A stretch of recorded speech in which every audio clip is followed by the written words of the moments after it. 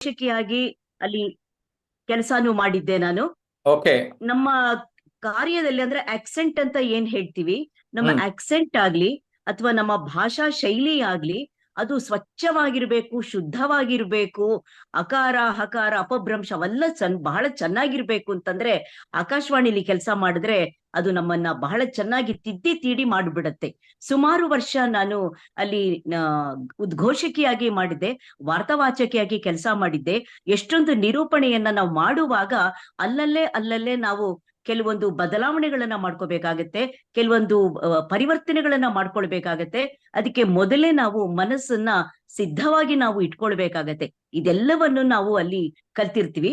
ಇದ್ರ ಜೊತೆಗೆ ಏನ್ ಹೇಳ್ತಾರೆ ಅಂತಂದ್ರೆ, ನಾವು ಯಾವುದೇ ಒಂದು ಕಾರ್ಯಕ್ರಮವನ್ನ ನಾವು ಮಾಡುವಾಗ ಆ ಯಾವ ಕಾರ್ಯಕ್ರಮಕ್ಕೆ ನಾವು ಹೋಗ್ತಾ ಇದೀವಿ, ಯಾವ ಒಂದು ವೇದಿಕೆಯಲ್ಲಿ ನಾವಿದೀವಿ ಅನ್ನೋದ್ರ ಬಗ್ಗೆ ನಮ್ಗೆ ಬಹಳ ಅಚ್ಚುಕಟ್ಟಾಗಿ ಅದ್ರ ಬಗ್ಗೆ ನಮ್ಗೆ ಗೊತ್ತಿರ್ಬೇಕು. ನಮ್ಗೆ ಹ್ಮ್ ನಾವು ಹ್ಮ್ ಯಾವ ವೇದಿಕೆಯಲ್ಲಿ ಮಾಡ್ತಾ ಇದೀವಿ, ಎಂತ ಕಾರ್ಯಕ್ರಮವನ್ನ ಮಾಡ್ತಾ ಇದೀವಿ, ನಮ್ಮ ಮುಂದಿರ್ತಕ್ಕಂತ ವೀಕ್ಷಕರು ಎಂತ ವೀಕ್ಷಕರಿದ್ದಾರೆ, ಯಾವ ಪ್ರೇಕ್ಷಕರಿದ್ದಾರೆ, ಶ್ರೋತೃಗಳಿದ್ರೆ ಆಕಾಶವಾಣಿಯಲ್ಲಿ ಮಾತಾಡುವಾಗ್ಲೇ ಬೇರೆ. ನಮ್ಮ ಭಾಷೆಯಿಂದನೇ ನಾವು ಮುಖ ಕಾಣದೆ ಹೋದ್ರು ಕೂಡ ಅವರು ನಮ್ಮನ್ನ ನೋಡ್ತಾ ಇದಾರ ಅನ್ನೋ ರೀತಿಯಲ್ಲಿ, ಆಕರ್ಷಕವಾದ ರೀತಿಯಲ್ಲಿ ಅವರ ಮನಸ್ಸನ್ನ ನಮ್ ಕಡೆ ಸೆಳಿಬೇಕಾಗತ್ತೆ. ಇದು ಆಕಾಶವಾಣಿಯಲ್ಲಿ. ಇನ್ನು ವೇದಿಕೆಗಳಲ್ಲಿ ಮಾಡಬೇಕು ಅಂತಂದ್ರೆ ಅಲ್ಲಿ ನಮ್ಮ ಹಾವ ಭಾವ, ಬಾಡಿ ಲ್ಯಾಂಗ್ವೇಜ್ ಅಂತ ಏನ್ ಹೇಳ್ತೀವಲ್ಲ, ಅದು ಬಹಳ ಮುಖ್ಯ ಆಗತ್ತೆ. ನಮ್ಮ ಏನಿರುತ್ತೆ ಧ್ವನಿ ಏರಿಳಿತ ಇದೆಯಲ್ಲ, ಅದು ಬಹಳ ಮುಖ್ಯವಾಗತ್ತೆ. ಒಂದು ವಿಷಯವನ್ನ ಪ್ರಸ್ತುತಪಡಿಸ್ಬೇಕಾದ್ರೆ, ಅಲ್ಲಿ ಅತಿಥಿಗಳ ಪರಿಚಯ ಮಾಡಬೇಕಾದ್ರೆ, ಯಾವ ಕಾರ್ಯಕ್ರಮವನ್ನ ಮಾಡ್ತಾ ಇದ್ದಾರೆ, ಕಾರ್ಯಕ್ರಮದ ಆಯೋಜಕರು ಯಾರು, ಪ್ರಾಯೋಜಕರು ಯಾರು, ಆ ಕಾರ್ಯಕ್ರಮದ ಉದ್ದೇಶ ಏನು, ಇದೆಲ್ಲವೂ ಕೂಡ ಒಬ್ಬ ನಿರೂಪಕಿ ಅಥವಾ ನಿರೂಪಕ ಬಹಳ ಚೆನ್ನಾಗಿ ಆಳವಾಗಿ ಅದ್ರ ಬಗ್ಗೆ ತಿಳ್ಕೊಂಡಿದ್ರೆ ಕಾರ್ಯಕ್ರಮ ಸೊಗಸಾಗಿ ಬರುತ್ತೆ. ನಾನು ಯಾವುದೋ ಒಂದು ಕಾರ್ಯಕ್ರಮ ತಮ್ಮೊಂದಿಗೆ ಹಂಚ್ಕೊಂಡಿದ್ದೆ ಸರ್. ಇದು ನಾವು ಕಾರ್ಯಕ್ರಮ ಪ್ರೇಕ್ಷಕರು ಮತ್ತೆ ಆಯೋಜಕರ ಮಧ್ಯೆ ಒಂದು ಸೇತುವೆ ಅಂತ ಹೇಳಿದ್ನಲ್ಲ, ನಾವು ಹಾಗಿರ್ಬೇಕು. ನಾವು ಅದಿದ್ರೇನೆ ಕಾರ್ಯಕ್ರಮದ ಸೊಗಸು. ಅಲ್ಲಿ ಏನೇ ಇರ್ಲಿ, ನೃತ್ಯ ಇರ್ಲಿ, ಬೇರೆ ನಾಟಕ ಇರ್ಲಿ, ಏನೇ ಕಾರ್ಯಕ್ರಮ ಮನರಂಜನಾ ಕಾರ್ಯಕ್ರಮಗಳು ಬಂದ್ರೂ ಕೂಡ ಆ ಆಂಕರ್ ನಿರೂಪಕಿ ಇರ್ತಾರಲ್ಲ ಅಥವಾ ನಿರೂಪಕರ ಅವರ ಜವಾಬ್ದಾರಿ ಬಹಳವಾಗಿರುತ್ತೆ. ನಾನು ಇಲ್ಲಿ ನಿಜವಾಗ್ಲೂ ಅಪರ್ಣ ಅವ್ರನ್ನ ಸ್ಮರಿಸ್ಕೊಳ್ಳೇಬೇಕು. ಅವರ ಸ್ಮರಣೆ ಮಾಡದೆ ನಾವು ನಿರೂಪಣೆಯ ಬಗ್ಗೆ ನಾವೇನಾದ್ರು ನಿರೂಪಕಿ ಮಾತಾಡಿದ್ರೆ ನಿಜವಾಗ್ಲೂ ಅದು ಬಹಳ ನ್ಯಾಯವನ್ನ ಸಲ್ಲಿಸಿದಾಗಲ್ಲ. ಸೊ ಎಷ್ಟೊಂದು ಕಾರ್ಯಕ್ರಮಗಳಲ್ಲಿ ನೋಡಿದ್ವಿ ನಾವು, ಭಾಷೆ ನಮಗೆ ಗೊತ್ತಿಲ್ಲದೆ ಹೋದ್ರೆ ಏನೋ ಮಾತಾಡ್ತೀವಿ ಅಂತ ಹೋದ್ರೆ ಖಂಡಿತ ಅದು ಪ್ರೇಕ್ಷಕರಿಗೆ ಅದು ಇಷ್ಟವಾಗೋದಿಲ್ಲ. ನಾವು ಮೊದಲು ತಿಳ್ಕೊಳ್ಬೇಕಾದ ನಿರೂಪಣೆಯನ್ನ ಮಾಡುವ ಅಂತಹ ವ್ಯಕ್ತಿಗಳಿಗೆ ಏನ್ ಬೇಕು, ಮೊದಲಿಗೆ ಪಾಂಡಿತ್ಯ ಅನ್ನೋದು ಕಾರ್ಯಕ್ರಮದ ಬಗ್ಗೆ ಬೇಕು. ನೀವು ನಿರೂಪಿಸಿ ಅನ್ನತಕ್ಕಂತಹ ಏನು ಒಂದು ಪುಸ್ತಕವನ್ನ ನೀವು ತಂದಿದ್ದೀರಲ್ಲ ಸರ್, ಬಹಳ ಅತ್ಯುತ್ತಮವಾದಂತಹ ಕೆಲಸವನ್ನ ಮಾಡಿದ್ದೀರಾ ಸರ್. ಇಲ್ಲಿ ಒಂದೇ ನಿಮಿಷ ತಗೊಂಡ್ ಬಂದ್ ಹೇಳ್ಬೇಕು ಅಂದ್ರೆ, ರಾಮಾಯಣ, ನಮ್ಮ ಪವಿತ್ರ ಗ್ರಂಥವಾದಂತಹ ರಾಮಾಯಣವನ್ನ ಶ್ರೀ ವಾಲ್ಮೀಕಿಯವರು ಬರೆದ್ರು ನಿಜ. ರಾಮನ ಪೂರ್ವಜರ ಬಗ್ಗೆ, ರಾಮನ ಬಗ್ಗೆ, ಆನಂತರದ ಎಲ್ಲರ ಬಗ್ಗೆ ಹೇಳಿದ್ರು. ಆದ್ರೆ ನಮ್ಮ ಕವಿರತ್ನ ಕಾಳಿದಾಸ ಏನ್ ಮಾಡಿದ್ರು, ಅದನ್ನೇ ತಗೊಂಡು ಅದನ್ನ ರಘುವಂಶ ಅಂತಕ್ಕಂಥ ಮಹಾಕಾವ್ಯವನ್ನ ಬರೆದ್ರು. ಕಾಳಿದಾಸ ಮೊದಲೇ ಹೇಳ್ತಾರೆ, ಇವರು ವಾಲ್ಮೀಕಿಯವರು ಏನು ಬರ್ದಿದ್ದಾರೆ ಅದನ್ನೇ ನಾನ್ ಬರಿತಾ ಇದ್ದೀನಿ, ಏನು ಮಹಾ ಅಂತ ಹೇಳ್ತಾರೆ. ಅದು ದೊಡ್ಡತನ ಸರ್. ಯಾಕೆ ಹೇಳ್ತಾ ಇದ್ದೀನಿ ಅಂದ್ರೆ, ನಿರೂಪಕರ ಎಲ್ಲ ಅನುಭವವನ್ನ ನಾನ್ ಮಾಡಿದೀನಿ ಅಷ್ಟೇ, ಅದನ್ನ ಒಂದ್ ಕಡೆ ತಂದಿದ್ದೀನಿ ಅಂತಿರಲ್ಲ, ಅದು ನಿಮ್ಮ ಒಂದು ದೊಡ್ಡತನ, ಹಿರಿತನ ಸರ್. ಅದು ನಿಮ್ಮ ಹಿರಿಮೆ ಮತ್ತೆ ಗರಿಮೆ ಸರ್. ಯಾಕೆ ಅಂದ್ರೆ ಅಲ್ಲಿ ಈಗ ಕಾಳಿದಾಸನ ನಿಮ್ಮ ಬಗ್ಗೆ. ಲೇಖನನೂ ಇದೆ ಈ ಬುಕ್ ಅಲ್ಲಿ. ಹೌದು ಸರ್, ಹೌದು. ನಿಮ್ಮ ಒಟ್ಟಾರೆ ಅನುಭವನ ಏನ್ ಹಂಚ್ಕೊಂಡಿದ್ದೀರಿ? ಅಲ್ಲ, ನಾನ್ ಏನ್ ಹಂಚ್ಕೊಂಡಿದ್ದೀನಿ ಅಂತಂದ್ರೆ, ನಾನು ನಮ್ಮ ನಿರೂಪಣೆ ಕಾರ್ಯವನ್ನ ಮಾಡುವಾಗ ಹೇಗೆ ಮಾಡಬೇಕು, ನಿರೂಪಕರಿಗೆ ಯಾವ ರೀತಿಯ ಅನುಭವ ಇರಬೇಕು, ನನ್ನ ಅನುಭವಗಳು ಏನು ಅಂತ. ಕೆಲವೊಂದು ಕಾರ್ಯಕ್ರಮಕ್ಕೆ ಹೋದಾಗ ಅಲ್ಲಿ ಏನೇನೋ ಬದಲಾವಣೆಗಳಾಗ್ಬಿಡತ್ತೆ. ಕೆಲವೊಂದು ರಾಜಕೀಯ ವೇದಿಕೆ ಇರ್ಬೋದು ಅಥವಾ ಸಂಗೀತ ಕಾರ್ಯಕ್ರಮ ಇರ್ಬೋದು, ಅಲ್ಲಿ ಅತಿಥಿಗಳು ಬರೋದು ಹೆಚ್ಚು ಕಡಿಮೆ ಆಗ್ಬೋದು. ಕಾರ್ಯಕ್ರಮದಲ್ಲಿ ಹಿಂದೆ ಮುಂದೆ ಆದ್ರೆ ಅಥವಾ ಏನೇ ವ್ಯತ್ಯಾಸಗಳಾದ್ರೆ ನಾವು ನಮ್ಮ ನಿರೂಪಕರ ಜವಾಬ್ದಾರಿ, ಇಡೀ ಕಾರ್ಯಕ್ರಮವನ್ನ ನಿರೂಪಕ ಅಥವಾ ನಿರೂಪಕಿ ನಮ್ಮ ಹೆಗಲ ಮೇಲೆ ಅದನ್ನ ಇಟ್ಕೊಂಡು ಸಾಗಿಸ್ತಕ್ಕಂಥದ್ದು, ರಥವನ್ನ ಎಳೆದ ಹಾಗೆ ಎಳೆಯುವಂತಹ ಕಾರ್ಯವೇ ಸಾರಥಿಯಾಗಿರ್ಬೇಕು ಸರ್. ನಾವು ರಥಕ್ಕೊಬ್ಬ ಸಾರಥಿಯಾಗಿರ್ಬೇಕು. ಹೇಗೆ ಅರ್ಜುನನಿಗೆ ಕೃಷ್ಣ ಸಾರಥಿಯಾದ ಹಾಗೆ ಒಂದು ವೇದಿಕೆ ಏನೇ ಕಾರ್ಯಕ್ರಮ ಆದ್ರೂ, ಅಲ್ಲಿ ಕುರುಕ್ಷೇತ್ರ ಆದ್ರೆ ಯುದ್ಧ ಆಗ್ತಿದೆ ಅಂತಲ್ಲ, ಮನೋರಂಜನಾ ಕಾರ್ಯಕ್ರಮಗಳಾಗ್ತಾ ಇದೆ, ಅಲ್ಲಿ ಏನೇ ಗೊಂದಲಗಳಾದ್ರೂ, ಏನೇ ವೇದಿಕೆ ಹಿಂಭಾಗದಲ್ಲಿ ಏನಾದ್ರೂ ಅದ್ ಯಾರ ಗಮನಕ್ಕೆ ಬರದ ಹಾಗೆ ಮಾಡತಕ್ಕಂತ ಜವಾಬ್ದಾರಿ ಅದು. ಆ ಕಾರ್ಯವನ್ನ ನಾನು ಆದಷ್ಟು ಮಟ್ಟಿಗೆ ಸುಮಾರು 100 ಪ್ರತಿಷ್ಠಿತ ವೇದಿಕೆಗಳಲ್ಲಿ ನಾನು ನಿರೂಪಣಾ ಕಾರ್ಯವನ್ನ ನಾನು ಮಾಡಿದ್ದೀನಿ. ಅದು ವೆರಿ ಸಂಗೀತ ಗುಡ್, ವೆರಿ ಕಾರ್ಯಕ್ರಮ ಗುಡ್. ಇರ್ಬೋದು, ಇವತ್ತು ಬೀದಿ ಚರ್ಚೆ ಕರ್ನಾಟಕ. ಮಾಡ್ತಾ ಇರೋಣ. ಹಾ, ಇನ್ನೊಂದಿಬ್ರು ನಿರೂಪಕರು ಬಂದಿದ್ದಾರೆ, ಅವ್ರನ್ನು ಮಾತಾಡಿಸ್ತಾ ಇರ್ತೀನಿ. ಆಯ್ತು ಸರ್, ಮತ್ತೆ ಆಯ್ತು. ಮಾತಾಡ್ಬೇಕು ಅನ್ನಿಸ್ದಾಗ ಜಸ್ಟ್ ಥಮ್ಸ್ ಅಪ್ ಮಾಡಿ ಮಾತಾಡಿಸ್ತಾನೆ. ಈಗ ನಾನು ಬಸವರಾಜ್, ಸೀನಿಯರ್ ಆಂಕರ್, ದೂರದರ್ಶನದಲ್ಲೂ ಸುಮಾರು ಕಾರ್ಯಕ್ರಮಗಳನ್ನ ನಿರೂಪಣೆ ಮಾಡಿರೋರು, ಮತ್ತೆ ವೇದಿಕೆನಲ್ಲೂ ನಿರೂಪಣೆ ಮಾಡಿರೋರು. ಮೈಕ್ ನ ಅನ್ಮ್ಯೂಟ್ ಮಾಡ್ಕೋಬೇಕು ನೀವು. ಮಾತಾಡಿ ಈಗ. ಸರ್ ನಮಸ್ಕಾರ. ಈ ನಿರೂಪಿಸಿ ಕೃತಿ ಬಿಡುಗಡೆ ಸಮಾರಂಭದಲ್ಲಿ ತಾವಿದ್ರಿ. ಜೊತೆಗೆ ನಿಮ್ಗೆ ಇನ್ನೂ 70ರ ತರುಣ ನೀವು. ಈಗಲೂ ಕಾರ್ಯಕ್ರಮಗಳಲ್ಲಿ ನಿರೂಪಣೆಗಳನ್ನ ಮಾಡ್ತಾ ಇರ್ತೀರಿ. ನಿಮ್ಮ ಅನುಭವನ ಸಂಕ್ಷಿಪ್ತವಾಗಿ ಹೇಳ್ರಿ ಸರ್.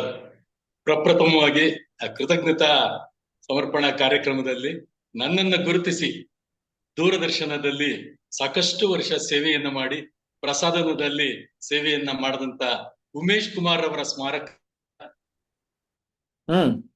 ಈ ಕೃತಜ್ಞತಾ ಸಮಾರಂಭದಲ್ಲಿ ತಾವು ನನ್ನ ಸೇವೆಯನ್ನು ಗುರುತಿಸಿ ಪ್ರಶಸ್ತಿ ಪ್ರದಾನ ಮಾಡಿದ್ದಕ್ಕೆ ಪ್ರಪ್ರಥಮವಾಗಿ ತಮಗೆ ಧನ್ಯವಾದಗಳು. ನಿಮಗೂ ಧನ್ಯವಾದಗಳು. ಯಾಕೆ ಅಂದ್ರೆ ನೀವು ಈ ಎಸ್ಪೆಷಲಿ ನಿರೂಪಿಸಿ ಕೃತಿ 3rd ಪ್ರೂಫ್ 4th ಪ್ರೂಫ್ ತಪ್ಪುಗಳು ಕಡಿಮೆ ಆಗೋದಕ್ಕೆ ನಮ್ಮ ಈ ಬಸವರಾಜ್ ಕಾರಣ.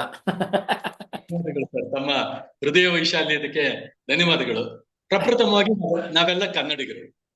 ಕನ್ನಡಕ್ಕೆ ಏನಾದ್ರೂ ಅಪಚಾರವಾದ್ರೆ ಅಥವಾ ಕನ್ನಡದ ಶಬ್ದಗಳಿಗೆ, ಕನ್ನಡದ ವ್ಯಾಕರಣಕ್ಕೆ, ನಾವು ಬಳಸುವ ಕನ್ನಡದಲ್ಲಿ ಆಗ್ಲೇ ಮೇಡಮ್ ಹೇಳ್ತಾ ಇದ್ರು ಅಲ್ಪ ಪ್ರಾಣ ಮಹಾಪ್ರಾಣ ಅದನ್ನೆಲ್ಲ ಹೇಗ್ ಬಳಸ್ಬೇಕು ಅಂತ. ಹಾಗಾಗಿ ನೀವು ಹಿರಿಯ 70ರ ತರುಣ ಅಂತ ಬೇರೆ ಹೇಳಿದಿರಿ. ಹಾಗಾಗಿ ನಾವು ಜವಾಬ್ದಾರಿಯುತವಾಗಿ ಮಾತಾಡ್ಬೇಕಾಗುತ್ತೆ. ಅಕ್ಷರ ಕಲಿಸಿದಾತಂ ಗುರು ಅಂತ ನಾವು ಹೇಳ್ತೀವಿ. ನಮಗೆ ಶಾಲೆಯಲ್ಲಿ ಪ್ರಾಥಮಿಕ ಹಂತದಲ್ಲಿ ಮನೆಯ ಮೊದಲ ಪಾಠ ಶಾಲೆ, ಜನನಿ ತಾನೇ ಮೊದಲ ಗುರುವು, ಜನನಿಯಿಂದ ಪಾಠ ಕಲಿತ ಜನರು ಧನ್ಯರು ಅಂತ ಹೇಳ್ತಾರೆ. ಹಾಗಾಗಿ ನಾವ್ ಯಾರೇ ಇರ್ಲಿ, ತಂದೆ ತಾಯಿಗಳು ನಮ್ಮನ್ನ ಅಕ್ಷರ ಕಲಿಸಿ ಒಂದು ಹಾದಿಗೆ ತಂದು ಎಲ್ಲ ಮಾಡ್ತಾರೆ. ಅದು ಒಂದು ಕೃತಜ್ಞತೆ. ಆ ಕೃತಜ್ಞತೆಯನ್ನ ಸಮಾಜದಲ್ಲಿ ನಾವು ಬೆಳೆದು ಒಂದು ಹಂತಕ್ಕೆ ಬಂದಾಗ ನಾವು ನಿರೂಪಿಸಿ ಅದರಲ್ಲೂ ಕೂಡ ನಾನು ತಾವೇನು ಒಂದು ಕಾರ್ಯಾಗಾರವನ್ನ ಯವನಿಕದಲ್ಲಿ ಮಾಡಿದ್ರಿ, ಅದ್ರಲ್ಲಿ ನಾನು ಭಾಗವಹಿಸಿದ್ದೆ ಅಂತ ಹೇಳಿದ್ದೀನಿ. ಆ ಸಂದರ್ಭದಲ್ಲಿ ನಮ್ಮ ಹರೀಶ್ ನಾಗರಾಜ್ ಅವರಿದ್ರು ಮತ್ತು ಅಪರ್ಣ ಅವರವರು ಕೂಡ ಇದ್ರು, ತಾವು ಇದ್ರಿ. ಅದನ್ನ ನಾನು ನೆನ್ಪು ಮಾಡ್ಕೊಂಡೆ. ಅಂದ್ರೆ ನೀವು ಪಾರ್ಟಿಸಿಪೆಂಟ್ ಆಗಿದ್ರಿ, ಹರೀಶ್ ನಾಗರಾಜು ಪಾರ್ಟಿಸಿಪೆಂಟ್ ಆಗಿ ಬಂದಿದ್ದೀರಿ ಈ ಕಾರ್ಯಕ್ರಮಕ್ಕೆ. ಹೌದು ಸರ್, ಹೌದು ಸರ್. ಯವನಿಕ, ನೃಪತಂಗ ರಸ್ತೆ ಯವನಿಕದಲ್ಲಿ ನಡೆದಿತ್ತು. ಅದರ 25 ವರ್ಷಗಳ ಹಿಂದಿನ ಸವಿ ನೆನಪುಗಳನ್ನ ಮೆಲ್ಕ್ ಹಾಕೊಳ್ತಾ, ಸಾವಿರಾರು ಉಳಿ ಪೆಟ್ಟು ಬಿದ್ದಾಗ್ಲೇನೆ ಒಂದು ಸುಂದರವಾದ ಮೂರ್ತಿ ಆಗೋದು ಅನ್ನುವಂಥದ್ದು ಪ್ರಚಲಿತ ಇರುವಂತ ಒಂದು ಮಾತುಗಳು. ಹಾಗಾಗಿ ನಾನು ಮಾಡಿದ್ದೇ ಸರಿ, ನಾನು ಹೇಳಿದ್ದೇ ಸರಿ ಅನ್ನೋದಲ್ಲ. ಕೆಲವೊಮ್ಮೆ ಬಲ್ಲವರಿಂದ ಕಲಿತು, ಕೆಲವೊಮ್ಮೆ ಸುಜ್ಞಾನಗಳಿಂದ ಕಲಿತು, ಸರ್ವರೊಳಗೆ ಒಂದೊಂದು ವಿದ್ಯೆಯ ನುಡಿಗಲಿತು, ವಿದ್ಯೆಯ ಪರ್ವತವೇ ಆದ ಸರ್ವಜ್ಞ ಅಂತ ಹೇಳ್ಬೇಕಾದ್ರೆ ನಾವು ಅಲ್ಪಜ್ಞ ಸರ್ವಜ್ಞ ಅಂತ ಹೇಳೋದ್ರಲ್ಲಿ ಹೌದು. ನಮ್ ಜೊತೆ ನಮ್ ದೂರದರ್ಶನದ ಆಂಕರ್ ಆಗಿ ದೀಪಾ ಪಡ್ಕೆ ಮೇಡಮ್ ಬಂದಿದ್ದಾರೆ. ದೀಪಾ ಅವ್ರನ್ನು ಹಲೋ ಹೇಳ್ಬಿಡೋಣ. ಮೇಡಮ್, ಈ ಪುಸ್ತಕ ಹೊರಗಡೆ ಬಂತು ಕೊನೆಗೂ. ನಮಸ್ಕಾರ. ಕೇಳಿಸ್ತಾ ಇದೆಯಾ ಆಡಿಯೋ? ನಿಮ್ಮ ಆಡಿಯೋ ಕೇಳಿಸ್ತಾ ಇಲ್ಲ ನಮ್ಗೆ. ಏನು ಸಮ್ ಟೆಕ್ನಿಕಲ್ ಇಶ್ಯೂ ಇದೆ ನೋಡಿ, ಚೆಕ್ ಮಾಡಿ ಮೇಡಮ್. ಸರ್ ನನ್ನ ಮಾತು ನೀವು ಮುಂದುವರಿಸಿ. ಹಾಗಾಗಿ ನಮಗೆ ಹಲವಾರು ವೇದಿಕೆಗಳಲ್ಲಿ ನಿರೂಪಣೆಯನ್ನ ಮಾಡುವಂತ ಒಂದು ಸದವಕಾಶ ಕೊಟ್ರು. ಯಾಕೆ ಬಸವರಾಜ್, ನೀವು ಕನ್ನಡವನ್ನ ಬಹಳ ಚೆನ್ನಾಗಿ ಬಳಸ್ತೀರಾ, ಅಲ್ಪ ಪ್ರಾಣ ಮಹಾಪ್ರಾಣ ಯಾವುದೇ ಇರಲಿ, ಸ್ವರಗಳು ವ್ಯಂಜನಗಳು ಸಾಹಿತ್ಯಬದ್ಧವಾಗಿ ನೀವು ಮಾತಾಡ್ತೀರಾ ಅಂದಾಗ ನಮಗೆ ಜವಾಬ್ದಾರಿ ಬಂತು. ಹೌದು, ನಾವು ಪದಪ್ರಯೋಗ ಮಾಡುವಾಗ ನಮ್ಮ ಸುಂದರವಾದ ಅಕ್ಷರಗಳ ರಾಣಿ ಅಂತ ವಿನೋಬ ಭಾವೆಯವರು ಹೇಳಿದ್ದಾರೆ. ಆ ಸುಂದರವಾದ ಅಕ್ಷರಗಳ ರಾಣಿಯ ಪದಗಳನ್ನ ನಾವು ಹೇಗೆ ಜೋಡಿಸಬೇಕು? ಮಾತು ಜ್ಯೋತಿರ್ಲಿಂಗ, ನುಡಿದರೆ ಮುತ್ತಿನ ಹಾರದಂತಿರಬೇಕು ಅಂತ ಬಸವಣ್ಣನವರು ಹೇಳಿದ್ದಾರೆ. ಹೀಗಾಗಿ ಎಲ್ಲವನ್ನೂ ಸುಂದರವಾಗಿ ನಾವು ಬಳಸಿ ಮಾತಾಡಬೇಕು ಅನ್ನುವಂತ ಗುರುತರವಾದ ಜವಾಬ್ದಾರಿ ನಮ್ಮ ಮೇಲಿರುತ್ತೆ. ಆಗ್ಲೇ ಮೇಡಮ್ ಹೇಳಿದ್ರು, ವೇದಿಕೆ ಮತ್ತು ನಿರೂಪಕ ಆ ಒಂದು ಕಾರ್ಯಕ್ರಮವನ್ನ ನಿರೂಪಿಸುವಾಗ ಅವನಿಗೆ ತನ್ನದೇ ಆದಂತಹ ಜವಾಬ್ದಾರಿಗಳಿರ್ತವೆ, ಸಮಯದ ಇತಿಮಿತಿಗಳಿರ್ತವೆ. ಹೇಗೆ ನಾವು ಆ ವೀಕ್ಷಕರ ಒಂದು ಭಾವನೆಗಳಿಗೆ, ಅವರ ನಾಡಿ ಮಿಡಿತಗಳಿಗೆ ನಾವು ಸ್ಪಂದಿಸ್ಬೇಕು ಅನ್ನುವಂತ ಜವಾಬ್ದಾರಿಗಳು ಇರುತ್ತೆ. ಹೀಗಾಗಿ ನನಗೆ ಅಲ್ಲಿ ಇಲ್ಲಿ ನಾನು ನಿರೂಪಣೆ ಮಾಡುವಾಗ ಚೆನ್ನಾಗಿ ಮಾಡಿದೀರಾ, ನೀವು ಚೆನ್ನಾಗಿ ನಿರೂಪಣೆ ಮಾಡಿದಿರಾ, ನಾನು ಇಂಥ ಪದಗಳನ್ನು ಕೇಳೇ ಇರಲಿಲ್ಲ, ಬಹಳ good Basavaraj, thank you very much. ನಾನು ಮತ್ತೆ ಮತ್ತೆ ಎಲ್ಲರನ್ನೂ ಒಂದು ಸ್ವಲ್ಪ ಮಾತಾಡಿಸ್ತಾ ಇರ್ತೀನಿ. ಕೆಲವರು ಕಡಿಮೆ ಸಮಯಕ್ಕೆ ಬಂದಿರ್ತಾರೆ. RJ Nikhita Kini, FM radio city. Okay, mic unmute ಮಾಡ್ಕೊಳ್ಳಿ. ನಿಖಿತಾ ಸುಮಾರು ವರ್ಷಗಳಿಂದ ನಮ್ಮ ಸಂಪರ್ಕದಲ್ಲಿರೋರು, ನಮ್ಮ ವರ್ಕ್ಶಾಪ್ಗಳನ್ನು ನೋಡಿರೋರು, ಶಿವಮೊಗ್ಗದಲ್ಲಿ ಕೆಲವು ನಾಗಮ್ಮ ಫೌಂಡೇಶನ್ ತರಬೇತಿಯನ್ನು ಮಾಡಿರೋರು, ಮುಂಚೆ ಆಕಾಶವಾಣಿಯಲ್ಲಿದ್ದರು, ಅದಾದ್ಮೇಲೆ ಈಗ ರೇಡಿಯೋ ಸಿಟಿ FM ನಲ್ಲಿ ಆಂಕರ್ ಆಗಿರೋರು. ಸೊ RJ ನಿಖಿತಾ, ಏನ್ ಹೇಳ್ತೀರಿ? ನಮಸ್ಕಾರ ಸರ್, ಎಲ್ಲಾರ್ಗೂ ನಮಸ್ಕಾರ. ಬಸವರಾಜ್ ಸರ್, ನಿಮ್ ಮಾತನ್ನು ಕೇಳಿಸ್ಕೊಳ್ತಾ ಇದ್ದೆ. ನಿಜವಾಗ್ಲೂ ಅಕ್ಷರಗಳ ರಾಣಿ ವಿನೋಬಾ ಭಾವೆ ಅವ್ರು ಹೇಳಿರೋದು ಅನ್ನೋ ಮಾತನ್ನೆಲ್ಲ ಕೇಳಿಸ್ಕೊಳ್ತಾ ಇದ್ದೆ. ನಿಜವಾದ ಮಾತು. ನಿರೂಪಿಸಿ ಮೊನ್ನೆ ಕಾರ್ಯಕ್ರಮ ತುಂಬಾ ಚೆನ್ನಾಗಾಯ್ತು ಅಂತ ಅನ್ಕೊಳ್ತೀನಿ. ಖಂಡಿತವಾಗ್ಲೂ ತುಂಬಾ ಚೆನ್ನಾಗಾಯ್ತು. ಎಸ್, ಸೊ ನನಗ್ ಬರೋದಿಕ್ಕಾಗ್ಲಿಲ್ಲ.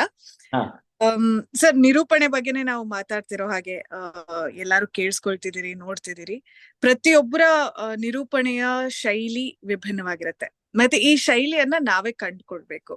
ನಾವ್ ಹೇಳ್ತೀವಿ ಅಲ್ವಾ, ಈಗ ಸಾಕಷ್ಟು ಯಾವುದೇ ಒಂದು ಪರ್ಫಾರ್ಮ್ ಮಾಡ್ಬೇಕಾದ್ರೆ ಆರ್ಟ್ನ, ಅದ್ ಹಾಡಾಗಿರ್ಬೋದು, ನೃತ್ಯ ಆಗಿರ್ಬೋದು, ಅಥವಾ ಎನಿ ಆರ್ಟ್ ಫಾರ್ಮ್, ಪೇಂಟಿಂಗ್ ಆಗಿರ್ಬೋದು, ನಾವ್ ಇನ್ಸ್ಪಿರೇಷನ್ ನ ಬೇರೆಯವ್ರಿಂದ ತಗೊಳ್ಬೋದು. ಆದ್ರೆ ನಮ್ಮದೇ ಆಗಿರುವಂತ ಒಂದು ಸ್ಟೈಲ್ ನ ನಾವು ಕ್ರಿಯೇಟ್ ಮಾಡ್ಬೇಕಾಗತ್ತೆ, ನಮ್ಮದೇ ಒಂದು ಶೈಲಿಯನ್ನ ನಾವು ನೋಡ್ಬೇಕಾಗತ್ತೆ. ಹಾಗ್ ನೋಡೋದಿಕ್ ಹೋದಾಗ ಚಿಕ್ಕವರಿಂದನೂ ನಾವು ಬಂದಾಗ ಸಾಕಷ್ಟು ಜನ ನಿರೂಪಕರನ್ನ ನೋಡಿರ್ತೀವಿ.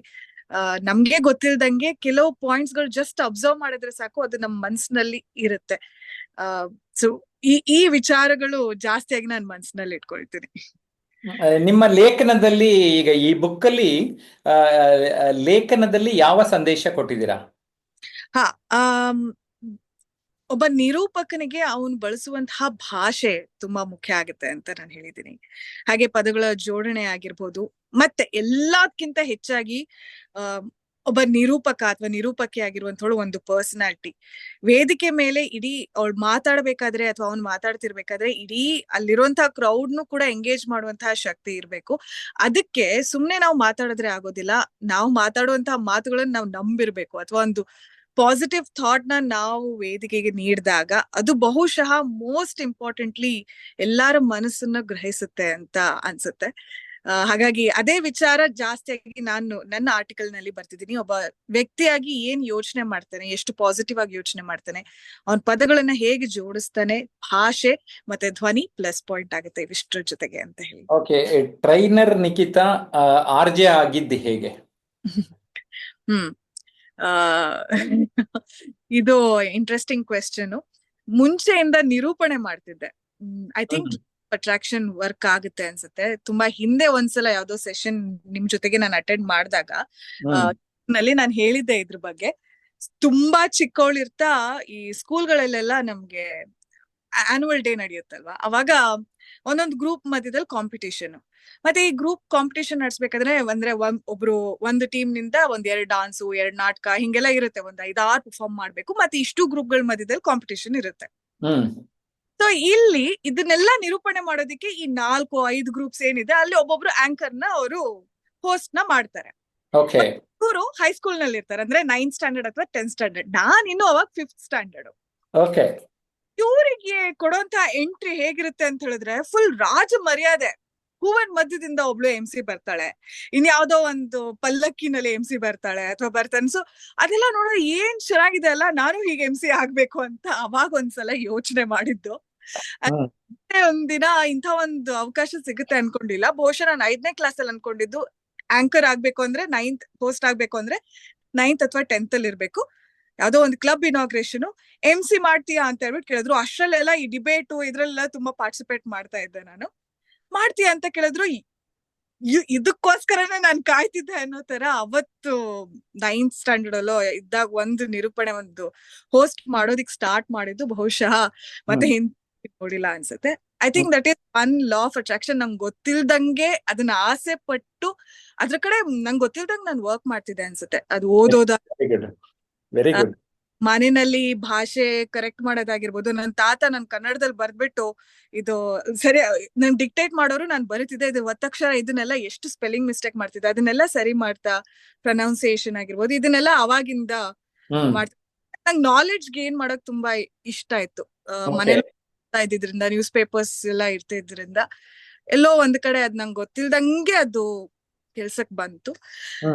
ಅದು ಟ್ರೈನಿಂಗ್ ಕೂಡ ಬೇಸಿಕ್ ಅದೇ ಸ್ಕಿಲ್ಸ್ ಗಳು ಬೇಕು. ಒಂದು ಕ್ರೌಡ್ ನ ಎಂಗೇಜ್ ಮಾಡ್ಬೇಕು ಅಂತ ಹೇಳಿದ್ರೆ, ಈಗ JP ಸರ್ ಅವ್ರ ಆಗಿರ್ಬೋದು, ಈ ಕ್ಲಾಸಸ್ ಗಳನ್ನ ತಗೊಳ್ತಾ ಇರ್ಬೇಕಾದ್ರೆ ನೀವ್ ಎಷ್ಟು ಅಬ್ಸರ್ವ್ ಮಾಡಿದಿರೋ ಇಲ್ವೋ, ವಾಯ್ಸ್ ಮಾಡ್ಯುಲೇಷನ್ ತುಂಬಾ ಮ್ಯಾಟರ್ ಆಗುತ್ತೆ. ಒಂದೇ ತರ ಮಾತಾಡ್ತಿದ್ರೆ ಸ್ವಲ್ಪ ಹೊತ್ತಾದ್ಮೇಲೆ ಬೋರ್ ಆಗುತ್ತೆ. ನೀವ್ ಎಂಥ ಆ ಮಾಡ್ಯುಲೇಷನ್ ಒಂದ್ ಸಲ ಅದ್ ಗ್ರಿಪ್ ಸಿಕ್ಕಿದ್ರೆ ನಮ್ಗೆ ಗೊತ್ತಿಲ್ದಂಗೆ ಅದ್ ಮಸಲ್ ಮೆಮೊರಿ ತರ ಬರ್ತಾ ಹೋಗುತ್ತೆ.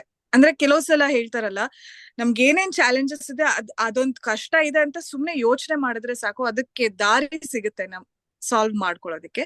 ಅದೇ ತರ ಸ್ಕಿಲ್ನು ಅಪ್ಗ್ರೇಡ್ ಮಾಡ್ಕೊಳ್ಳೋದಿಕ್ಕೆ ನಮ್ಗ್ ಆಟೋಮೆಟಿಕಲಿ ಇವಾಗ ರೂಮ್ ಅಲ್ಲಿ ಯೆಲ್ಲೋ ಕಲರ್ ಎಲ್ಲಿದೆ ಅಂತ ಹುಡುಕಿದ್ರೆ ನಿಮ್ಗೆ ತಕ್ಷಣ ಎಲ್ಲ ಯೆಲ್ಲೋ ಕಲರ್ ಕಾಣುತ್ತೆ. ಅದೇ ತರ ನೀವು ಒಂದ್ ಕಡೆ ಫೋಕಸ್ ಮಾಡಿದ್ರೆ ಇದನ್ನ ತಿಳ್ಕೊಬೇಕು ಅಥವಾ ಇದ್ರ ಬಗ್ಗೆ ಯೋಚನೆ ಮಾಡ್ಬೇಕು ಅಂದಾಗ ಆಟೋಮೆಟಿಕಲಿ ಆ ಪಾತ್ ಬರುತ್ತೆ.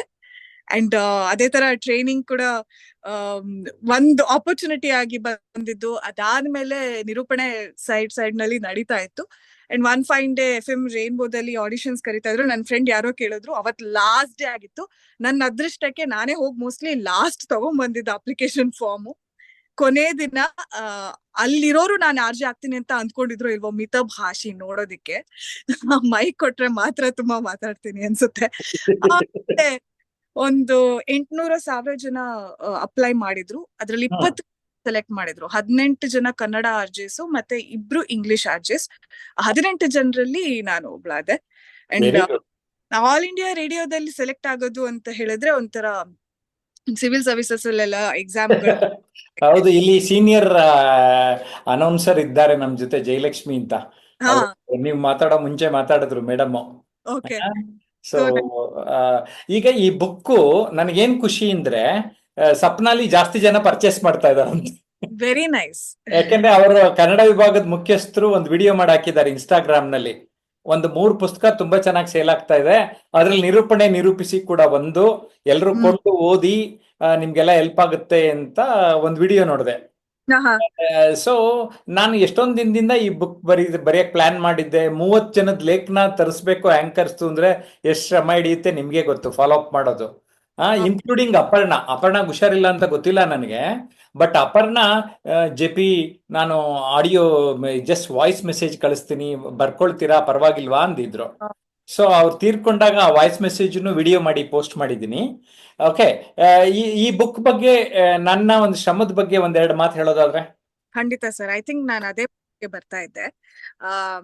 ಯೂಶ್ವಲಿ ಇವತ್ತು ಈ ಬೆಂಗಳೂರಿನಲ್ಲಿ ಎಲ್ಲಾರು ಕೂಡ ಬಿಸಿ ಇರ್ಬೇಕಾದ್ರೆ ಒಬ್ರು ಸಮಯನ ತಗೊಂಡು ಒಬ್ರನ್ನ ಮೀಟ್ ಮಾಡಕ್ಕೆ ನಾವು ಅಪಾಯಿಂಟ್ಮೆಂಟ್ಸ್ ಗಳನ್ನ ತಗೊಳ್ತಾ ಇರ್ತೀವಿ. ಇನ್ನು ಯೂಶ್ವಲಿ ಅವ್ರವ್ರ ಕೆಲ್ಸದಲ್ಲಿ ಬ್ಯುಸಿ ಆಗಿದ್ದಾಗ ಇಷ್ಟು ಜನ ಟ್ಯಾಲೆಂಟೆಡ್ ಪೀಪಲ್ ಇದಾರೆ, 4 ಜನರಿಗೆ ನಾನು ತೋರ್ಸ್ಬೇಕು ಅವ್ರ ಅನುಭವ.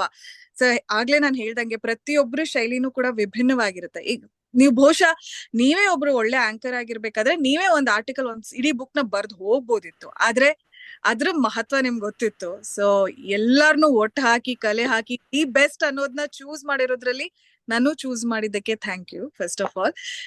ಹೀಗೆ ಚೆನ್ನಾಗಿ ಎಲ್ಲಾ ವಿಚಾರಗಳಲ್ಲೂ ಒಬ್ಬ ಒಳ್ಳೆ ನಿರೂಪಕಿ ಆಗ್ಬೇಕು ಅಂತ ಕೆಲಸ ಮಾಡಿರೋ ಎಫರ್ಟ್ ನ ಗಮನಿಸಿ ಅವ್ರ ಹೆಸರು ಕೂಡ ಇವತ್ತು ಮುದ್ರಣ ಆಗೋ ರೀತಿಯಲ್ಲಿ ಮಾಡಿದ್ದು ಐ ಥಿಂಕ್ ಒಂದು ದೊಡ್ಡ ಜವಾಬ್ದಾರಿ. ನಿಮ್ ಇಡೀ ಟೀಮ್ಗೆ ಐ ಥಿಂಕ್ ಹ್ಯಾಟ್ಸ್ ಆಫ್ ಅಂತ ಅನ್ಸುತ್ತೆ. ನಾನೇ ಕೊಡೋದಕ್ಕೆ ಎಷ್ಟೋ ಸಲ ರಾಣಿ ಕಾಲ್ ಮಾಡಿದಾಗ ಸ್ವಲ್ಪ ಫ್ರೀ ಟೈಮ್ ಬೇಕು, ಸ್ವಲ್ಪ ಟೈಮ್ ಬೇಕು ಅಂತ. It's not easy. Yes Nikhita, thanks for your time. Nikhita ಆಗ್ಲೇ ನಾನೊಂದು 5-6 ವಿಡಿಯೋ ಮಾಡಿದ್ದೀನಿ. ನಿಖಿತಾ ಕಿಣಿ ಜಯಪ್ರಕಾಶ್ ನಗ್ತಿಹಳ್ಳಿ ಅಂತ ಸರ್ಚ್ ಮಾಡಿ, ಆ ವಿಡಿಯೋಗಳೆಲ್ಲ ಸಿಗುತ್ತೆ. ಆ ವಿಡಿಯೋಗಳಲ್ಲಿ ಜಾಸ್ತಿ ಮಾತಾಡ್ಸಿದೀನಿ. ಇವತ್ತು ಸ್ವಲ್ಪ ಕಡಿಮೆನೆ ಮಾತಾಡಿಸ್ತೀನಿ, ಯಾಕೆಂದ್ರೆ ನಮ್ ಜೊತೆ ಬೇರೆ ಸ್ನೇಹಿತರು ಇದ್ದಾರೆ. Thank you Nikhita. ನಿಮ್ ಟೈಮ್ ಇದ್ರೆ you can watch others views also. ನಮ್ ಜೊತೆ ಸೀನಿಯರ್ ಆಂಕರ್ ದೀಪಾ ಪಡ್ಕೆ ಇದ್ದಾರೆ. ದೀಪಾ ನಮಸ್ಕಾರ. ನಮಸ್ತೆ. ತುಂಬಾ ಖುಷಿ ಆಗ್ತಾ ಇದೆ ನನಗೂ ಖುಷಿ ಆಗ್ತಾ ಇದೆ. ದೀಪಾ ಅವ್ರನ್ನ ದೂರದರ್ಶನಕ್ಕೆ ಬಂದಾಗಷ್ಟೇ ನೋಡ್ತಾ ಇದ್ದಿದ್ದು, ಈಗ ನೋಡ್ತಾ ಇದ್ದೀನಿ ಅಂತ. ಎಸ್ ದೀಪಾ, ಈಗ ಪುಸ್ತಕ ಹೊರಗಡೆ ಬಂದಿದೆ, ಇನ್ನು ನಿಮ್ ಕೈಗೆ ತಲುಪಿಸಿಲ್ಲ ನಾನು. ಅದು ನಾವು ಎಲ್ಲರೂ ಭೇಟಿಯಾಗಿ ತಲುಪಿಸೋದಾ ಅಥವಾ ಪೋಸ್ಟ್ ಮಾಡೋದಾ ನೋಡೋಣ. ಎಸ್, ಈ ಬಗ್ಗೆ ನೀವೊಂದು ಲೇಖನ ಕೊಟ್ರಿ, ಅದ್ರ ಅನುಭವದ ಬಗ್ಗೆ. ನೇರ ನನ್ನ ವೈಯಕ್ತಿಕ ಅನುಭವನ ಸ್ವಲ್ಪ ಹೇಳ್ಕೊಳ್ತೀನಿ.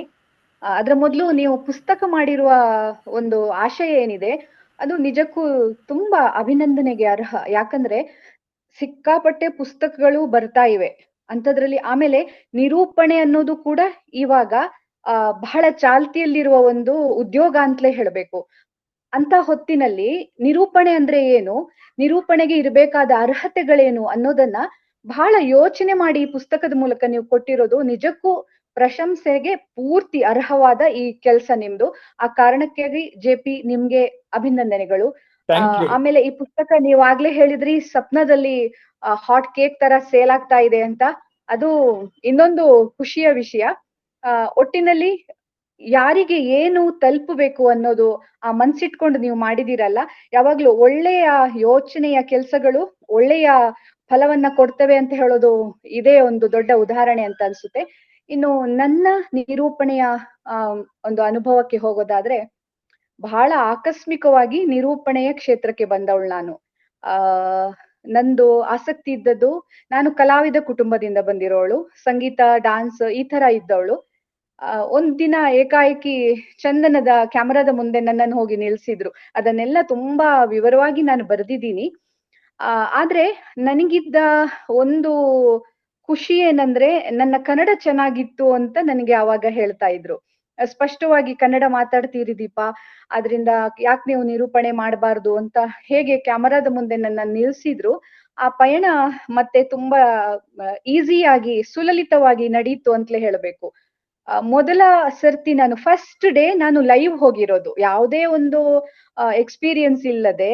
ಆಮೇಲೆ ನಾನು ಯಾರ ಇಂಟರ್ವ್ಯೂ ಮಾಡ್ತೀನಿ ಅನ್ನುವ ಕನಿಷ್ಠ ಇದಿಲ್ಲದೆ ನನಗೆ ಅವರವರ ಬಯೋಡಾಟಾ ಕೊಟ್ಟಾಗ ನಂಗೆ ಭಯ ಆಗಿತ್ತು. ನಾನು ಫಸ್ಟ್ ಇಂಟರ್ವ್ಯೂ ಲೈವ್ ಅಲ್ಲಿ ಬೆಳಗು ಮಾಡಿರೋದು ಉಷಾ ದಾತಾರ್ ಅಂತ ಅತ್ಯಂತ ಹಿರಿಯ ನರ್ತಕಿ, ನೃತ್ಯ ವಿದುಷಿ ಅವ್ರದ್ದು, ಡಾನ್ಸರ್ ಅವರು. ತುಂಬಾ ಚೆನ್ನಾಗಿ ಇಂಟರ್ವ್ಯೂ ಆಯ್ತು ಅಂತ ಹೇಳಿದ್ರು. ಸ್ಟುಡಿಯೋದಿಂದ ಹೊರಗೆ ಬಂದ ತಕ್ಷಣ ಅವಾಗ LG ಶಿವಕುಮಾರ್ ಅಂತ ಇದ್ರು, ನಿಮ್ಗೆ ಗೊತ್ತಿದೆ. ಅವರು ಉಷಾ ದಾತಾರ್ ಹತ್ರ ಹೇಳಿದ್ರು ಅವ್ರಿದ್ದು ಇವತ್ತು ಫಸ್ಟ್ ಡೇ ಅಂತ. ಅವರಿಗೆ ತುಂಬಾ ಶಾಕ್ ಆಯ್ತಂತೆ, ನಿಜವಾಗ್ಲೂ ಹೌದಾ ಅಂತ. ಯಾಕಂದ್ರೆ ನೃತ್ಯದ ಹಿನ್ನೆಲೆ ಇದ್ದ ಕಾರಣ ನನಗೆ ಒಬ್ಬ ಡಾನ್ಸರ್ ಅನ್ನ ಇಂಟರ್ವ್ಯೂ ಮಾಡುವಾಗ ಆ ತರದ ಒಂದು ಭಯ ಆಗ್ಲಿಲ್ಲ. ಇದ್ ನಾನ್ ಯಾಕೆ ಹೇಳ್ತೀನಿ ಅಂದ್ರೆ, ಪ್ರತಿಯೊಬ್ಬ ಸಂದರ್ಶನ ಮಾಡುವಾಗ ನಮ್ಗಿರ್ಬೇಕಾದ ಕನಿಷ್ಠ ಸಿದ್ಧತೆ ಏನು ಅಂದ್ರೆ, ನಾವು ಯಾರ ಬಗ್ಗೆ ಮಾತಾಡ್ತೀವಿ, ಯಾವ ವಿಷಯ ಮಾತಾಡ್ತೀವಿ ಅನ್ನೋದನ್ನ ನಾವು ಸಿದ್ಧತೆ ಮಾಡ್ಕೊಳ್ಳೇಬೇಕು ಅಂತ. ಆದ್ರಿಂದ ಬೆಳಗು ಅನ್ನೋದು ನನಗೆ ಕಲಿಸಿದ ದೊಡ್ಡ ಒಂದು ಪಾಠ ಏನು ಅಂದ್ರೆ, ಸಿದ್ಧತೆ ಅನ್ನೋದು ಎಷ್ಟು ಬೇಕು ಮನುಷ್ಯನಿಗೆ. ಪ್ರತಿಯೊಂದು ವಿಷಯದಲ್ಲೂ ಸಿದ್ಧತೆ ಇಲ್ಲದೆ ನಾವು ಹೋಗ್ಲಿಕ್ಕೆ ಆಗೋದಿಲ್ಲ. ಯಾಕಂದ್ರೆ ಬಹಳ ಸುಲಭವಾಗಿ ಹೇಳ್ತಾರೆ ನಿರೂಪಣೆ ಏನ್ ಬಿಡಿ ಹಂಗೆ ಮಾಡ್ಕೊಂಡ್ಬಿಡ್ಬೋದು ಅಂತ. ಇಲ್ಲ, ಆತರ ನಿರೂಪಣೆ ಅನ್ನೋದು ಅದು ಬರೇ ಮಾತು ಅಲ್ಲ, ಬರೇ ಮಾತಾಡೋದಲ್ಲ ನಿರೂಪಣೆ ಅಂತ ಹೇಳೋದು. ನಾವ್ ಏನು ಅಲ್ಲಿ ನಿಂತಿದ್ದೀವಿ ಅದ್ರ ಹಿಂದೆ ಒಂದು ಉದ್ದೇಶ ಇರುತ್ತೆ. ಅದನ್ನ ಸ್ಪಷ್ಟವಾಗಿ ಕೇಳುಗರಿಗೆ ಅಥವಾ ನೋಡುಗರಿಗೆ ತಲುಪಿಸೋದು ಆ ನಿರೂಪಕನ ಬಹಳ ದೊಡ್ಡ ಹೊಣೆಗಾರಿಕೆ. ಅದನ್ನ ಸಕ್ಸಸ್ಫುಲ್ ಆಗಿ ಮಾಡೋದೇನಿದೆ ಅದೇ ಆ ಜಾಬ್ ಕೊಡುವ ಅತ್ಯಂತ ದೊಡ್ಡ ಆತ್ಮತೃಪ್ತಿ ಅಂತ ನನಗನ್ಸುತ್ತೆ. ಇನ್ನು ನಾನು ಏನ್ ಹೇಳ್ಬೇಕು? ಏನಿಲ್ಲ, ನಿಮ್ಮ ಜರ್ನಿ ಸ್ವಲ್ಪ ಶೇರ್ ಮಾಡಿ.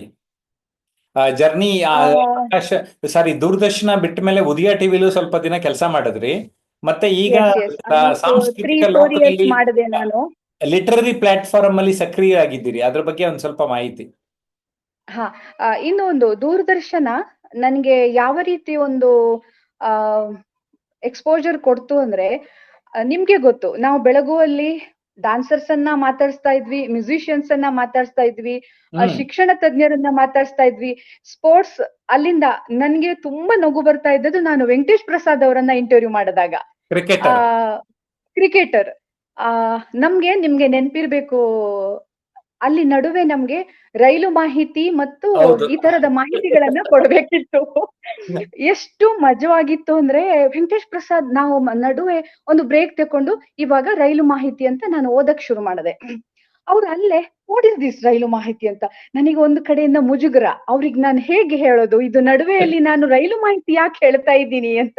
ಅವರಿಗೆ ನಮ್ಮ ಫಾರ್ಮೆಟ್ ಹೀಗಿದೆ ಅಂತ ಹೇಳಲಿಕ್ಕೂ ನನಗೆ ಅಲ್ಲಿ ಅವಕಾಶ ಇರ್ಲಿಲ್ಲ. ಆಮೇಲೆ ನಾವು ಕೂತು ನಕ್ಕಿದೀವಿ ಅಂದ್ರೆ ಇದೇನು ರೈಲು ಮಾಹಿತಿ ಕೊಡ್ತಾ ಇದ್ದೀವಿ ಅಂತ. ಈ ತರ ವೆಂಕಟೇಶ್ ಪ್ರಸಾದ್ ಅವರನ್ನ ಇಂಟರ್ವ್ಯೂ ಮಾಡಿರೋದು, ಸುಮಾರು ಮ್ಯೂಸಿಷಿಯನ್ಸ್ ಅನ್ನ ಇಂಟರ್ವ್ಯೂ ಮಾಡಿರೋದು ನಾನು ಆ ಲೇಖನದಲ್ಲೂ ಬರ್ದಿದ್ದೀನಿ.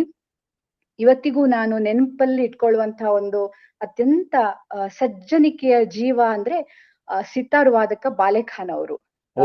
ನಾನು ಸುಮಾರು ಅಂದ್ರೆ ನಿಮ್ಗೆ ಗೊತ್ತಿದೆ, ಅಲ್ಲಿ ನಾನು ಆರ್ಟಿಸ್ಟ್ ಗಳು ಬಂದ ಕೂಡಲೇ ದೀಪನ ಹೆಸರು ಹಾಕ್ತಾ ಇದ್ರು ಅಂತ. ಸಂಗೀತಗಾರರು, ಡಾನ್ಸರ್ಸ್ ಬಂದಾಗ ಸುಮಾರು ಜನರನ್ನ ಇಂಟರ್ವ್ಯೂ ಮಾಡಿದ್ದೀನಿ. ಬಟ್ ಎಲ್ಲರೂ ತುಂಬಾ ಅದ್ಭುತವಾಗಿ ಮಾತಾಡಿದ್ರು, ತುಂಬಾ ಖುಷಿಗಳನ್ನ ಹಂಚಿದ್ರು. ಆದ್ರೆ ಒಂದು ಅಪ್ಯಾಯಮಾನ ಅಂತ ಅನ್ನಿಸುವಂತಹ ಒಂದು, ಮತ್ತು ಮನುಷ್ಯ ಹೇಗೆ ಸಜ್ಜನಿಕೆಯಿಂದ ಇರ್ಬೇಕು ಅನ್ನೋದನ್ನ ನನಗೆ ಹೇಳಿರೋದು ಬಾಲೆಖಾನ್ ಅವರು. ಅವರು ಮಾತಾಡ್ತಾ ಈ ಸಂಗೀತ ಏನಿದೆ ಇದು ನನಗೆ ಮಾ ಸರಸ್ವತಿಯ ಒಂದು ಕೊಡುಗೆ, ಮಾ ಸರಸ್ವತಿಯ ಕೃಪೆ ಅಂತ ಹೇಳಿದ್ರು. ನಂಗೆ ಆವಾಗ ಅನ್ಸಿತ್ತು, ನಿಜ, ಪ್ರತಿಭೆ ಇದ್ರೆ ಸಾಲದು, ಮನುಷ್ಯನಿಗೆ ಸಜ್ಜನಿಕೆ ಕೂಡ ಎಷ್ಟು ಅಗತ್ಯ ಆಗುತ್ತೆ ನೋಡಿ. ಆವಾಗ ಬಹುಶಃ ಅವನ ಕಲೆ ಅದು ಬೆಳಕಿನ ಹಾಗೆ ಪ್ರತಿಫಲನಗೊಳ್ಳುತ್ತದೆ ಎಲ್ಲರ ಇದ್ರಲ್ಲೂ ಅಂತ. ತುಂಬಾ ಇಷ್ಟ. ಇವತ್ತಿಗೂ ನಾನು ಆ ಮಾತನ್ನ ಪದೇ ಪದೇ ಜ್ಞಾಪಿಸ್ಕೊಳ್ತಾ ಇದ್ದೀನಿ. ಮಾ ಸರಸ್ವತಿಯ ಕೃಪೆ ಅಮ್ಮ ಇದು ನನ್ ಮೇಲೆ.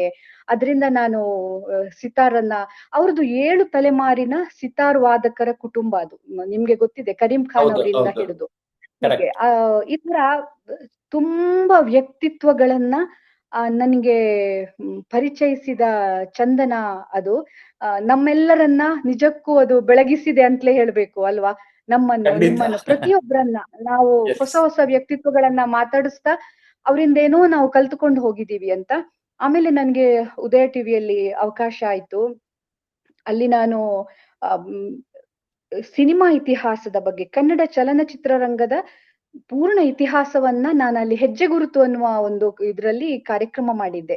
ರಾಜ್ಕುಮಾರ್ ಅವ್ರು ಅದನ್ನ ನೋಡ್ತಾ ಇದ್ರು ಅಂತ ಶಿವರಾಜ್ ಕುಮಾರ್ ಅವ್ರು ಬಂದಾಗ ನಂಗೆ ಹೇಳಿದ್ದು, ಏನು ನಂದು ಕಾಲು ನೆಲದಲ್ಲೇ ಇರ್ಲಿಲ್ಲ ಆ ದಿವ್ಸ, ಅಷ್ಟು ಸಂಭ್ರಮ ಆಗಿತ್ತು. ರಾಜ್ಕುಮಾರ್ ಅವರು ಹೆಜ್ಜೆ ಗುರುತು ಯಾಕಂದ್ರೆ ನಾವು ನಟ ಸಾರ್ವಭೌಮ ಅಂತ ಒಂದು ಸುಮಾರು ಸರಣಿ ಎಪಿಸೋಡ್ಗಳನ್ನ ಮಾಡಿದ್ವಿ. ಅದ್ರಲ್ಲಿ ಎಲ್ಲ ಅವರ ಮುಖ್ಯ ಮೂವೀಸ್ ನ ಅಲ್ಲಿ ತೋರಿಸಿದ್ರು. ಅದನ್ನು ನೋಡ್ತಾ ಇದ್ರಂತೆ, ಸಂಡೆ ಬರ್ತಾ ಇತ್ತು ಅದು. ಆಮೇಲೆ ಇನ್ನೊಂದು ತುಂಬಾ ಖುಷಿಯ ವಿಷಯ ಅಂದ್ರೆ, ನನಗೆ ಅಲ್ಲಿ ಗೈನಕಾಲಜಿ, ಸ್ತ್ರೀ ಆರೋಗ್ಯ ಅಂತ ನಾನೊಂದು ಕಾರ್ಯಕ್ರಮ ನಾನೇ ಆಂಕರಿಂಗು ಮಾಡಿದೆ.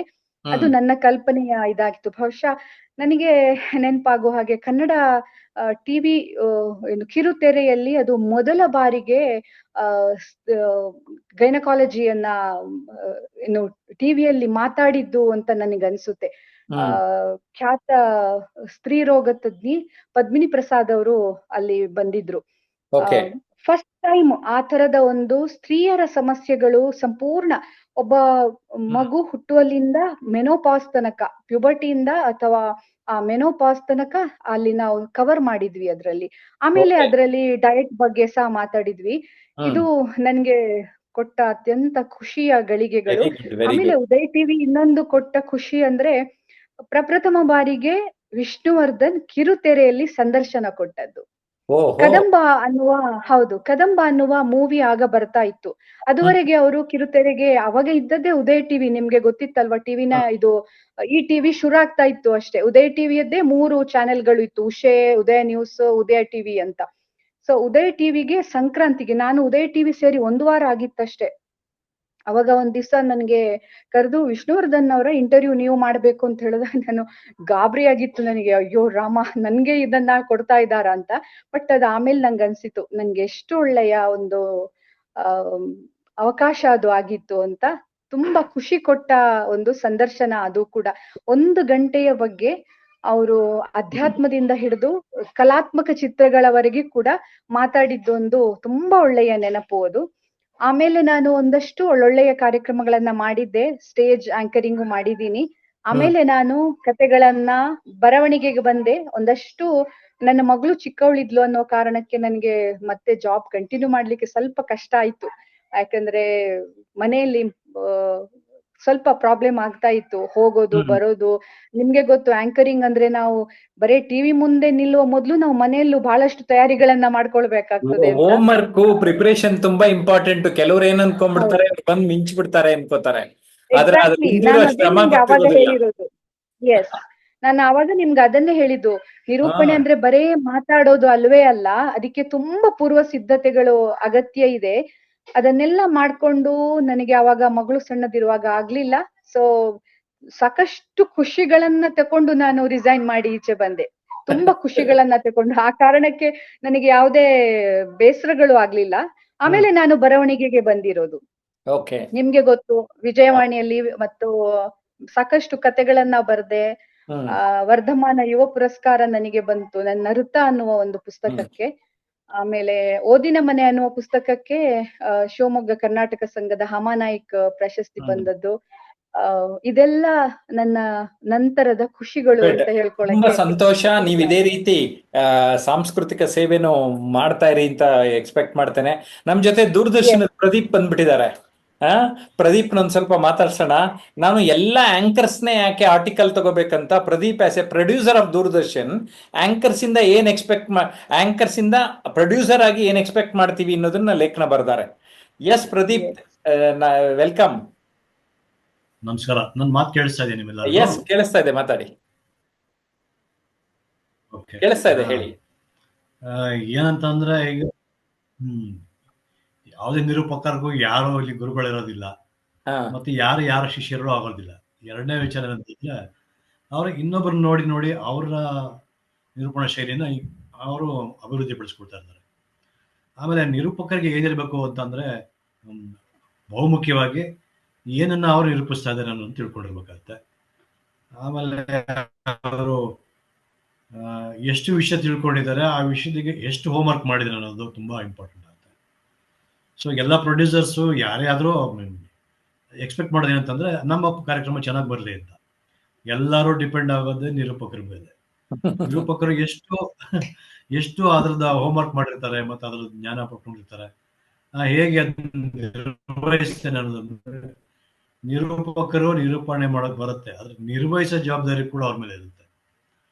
ಸೊ ಪ್ರೊಡ್ಯೂಸರ್ ಏನಂತಂದ್ರೆ, ಅವರು ಆಗು ಹೋಗುಗಳನ್ನ ಅಷ್ಟೇ ನಿಭಾಯಿಸುವಷ್ಟು ಶಕ್ತಿ ಮಾತ್ರ ಇರುತ್ತೆ, ಬಟ್ ನಡೆಸೋ ಶಕ್ತಿ ಇರೋದೇ ನಿರೂಪಕರಿಗೆ. ಸೊ ನಿರೂಪಕರ ರೋಲ್ ತುಂಬಾ ಇಂಪಾರ್ಟೆಂಟ್ ಆಗಿರುತ್ತೆ. ಹಾಗೆ ನಿರೂಪಕರಿಗೆ ಏನೇನೆಲ್ಲ ಗುಣಗಳಿರ್ಬೇಕು ಅನ್ನೋದನ್ನ ಆ ಲೇಖನದಲ್ಲಿ ಬರ್ತಾ ಹೋಗ್ತೀನಿ.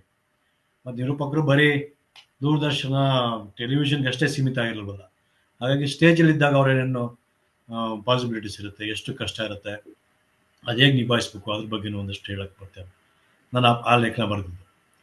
ಆಮೇಲೆ 4 ಹೇಳಿ ನನಗೆ ಭಾಳ ವರ್ಷದಿಂದ ಪರಿಚಯ ಅನ್ನೋದಕ್ಕಿಂತ ನಾನು ಎಲ್ರಿಗೂ ಸುಮಾರು ಜನಕ್ಕೆ ಪರಿಚಯ, ಯಾಕೆಂದ್ರೆ ನಾನು 83ರಿಂದ ದೂರದರ್ಶನ ಶುರುವಾಗಿ ಕೆಲಸ.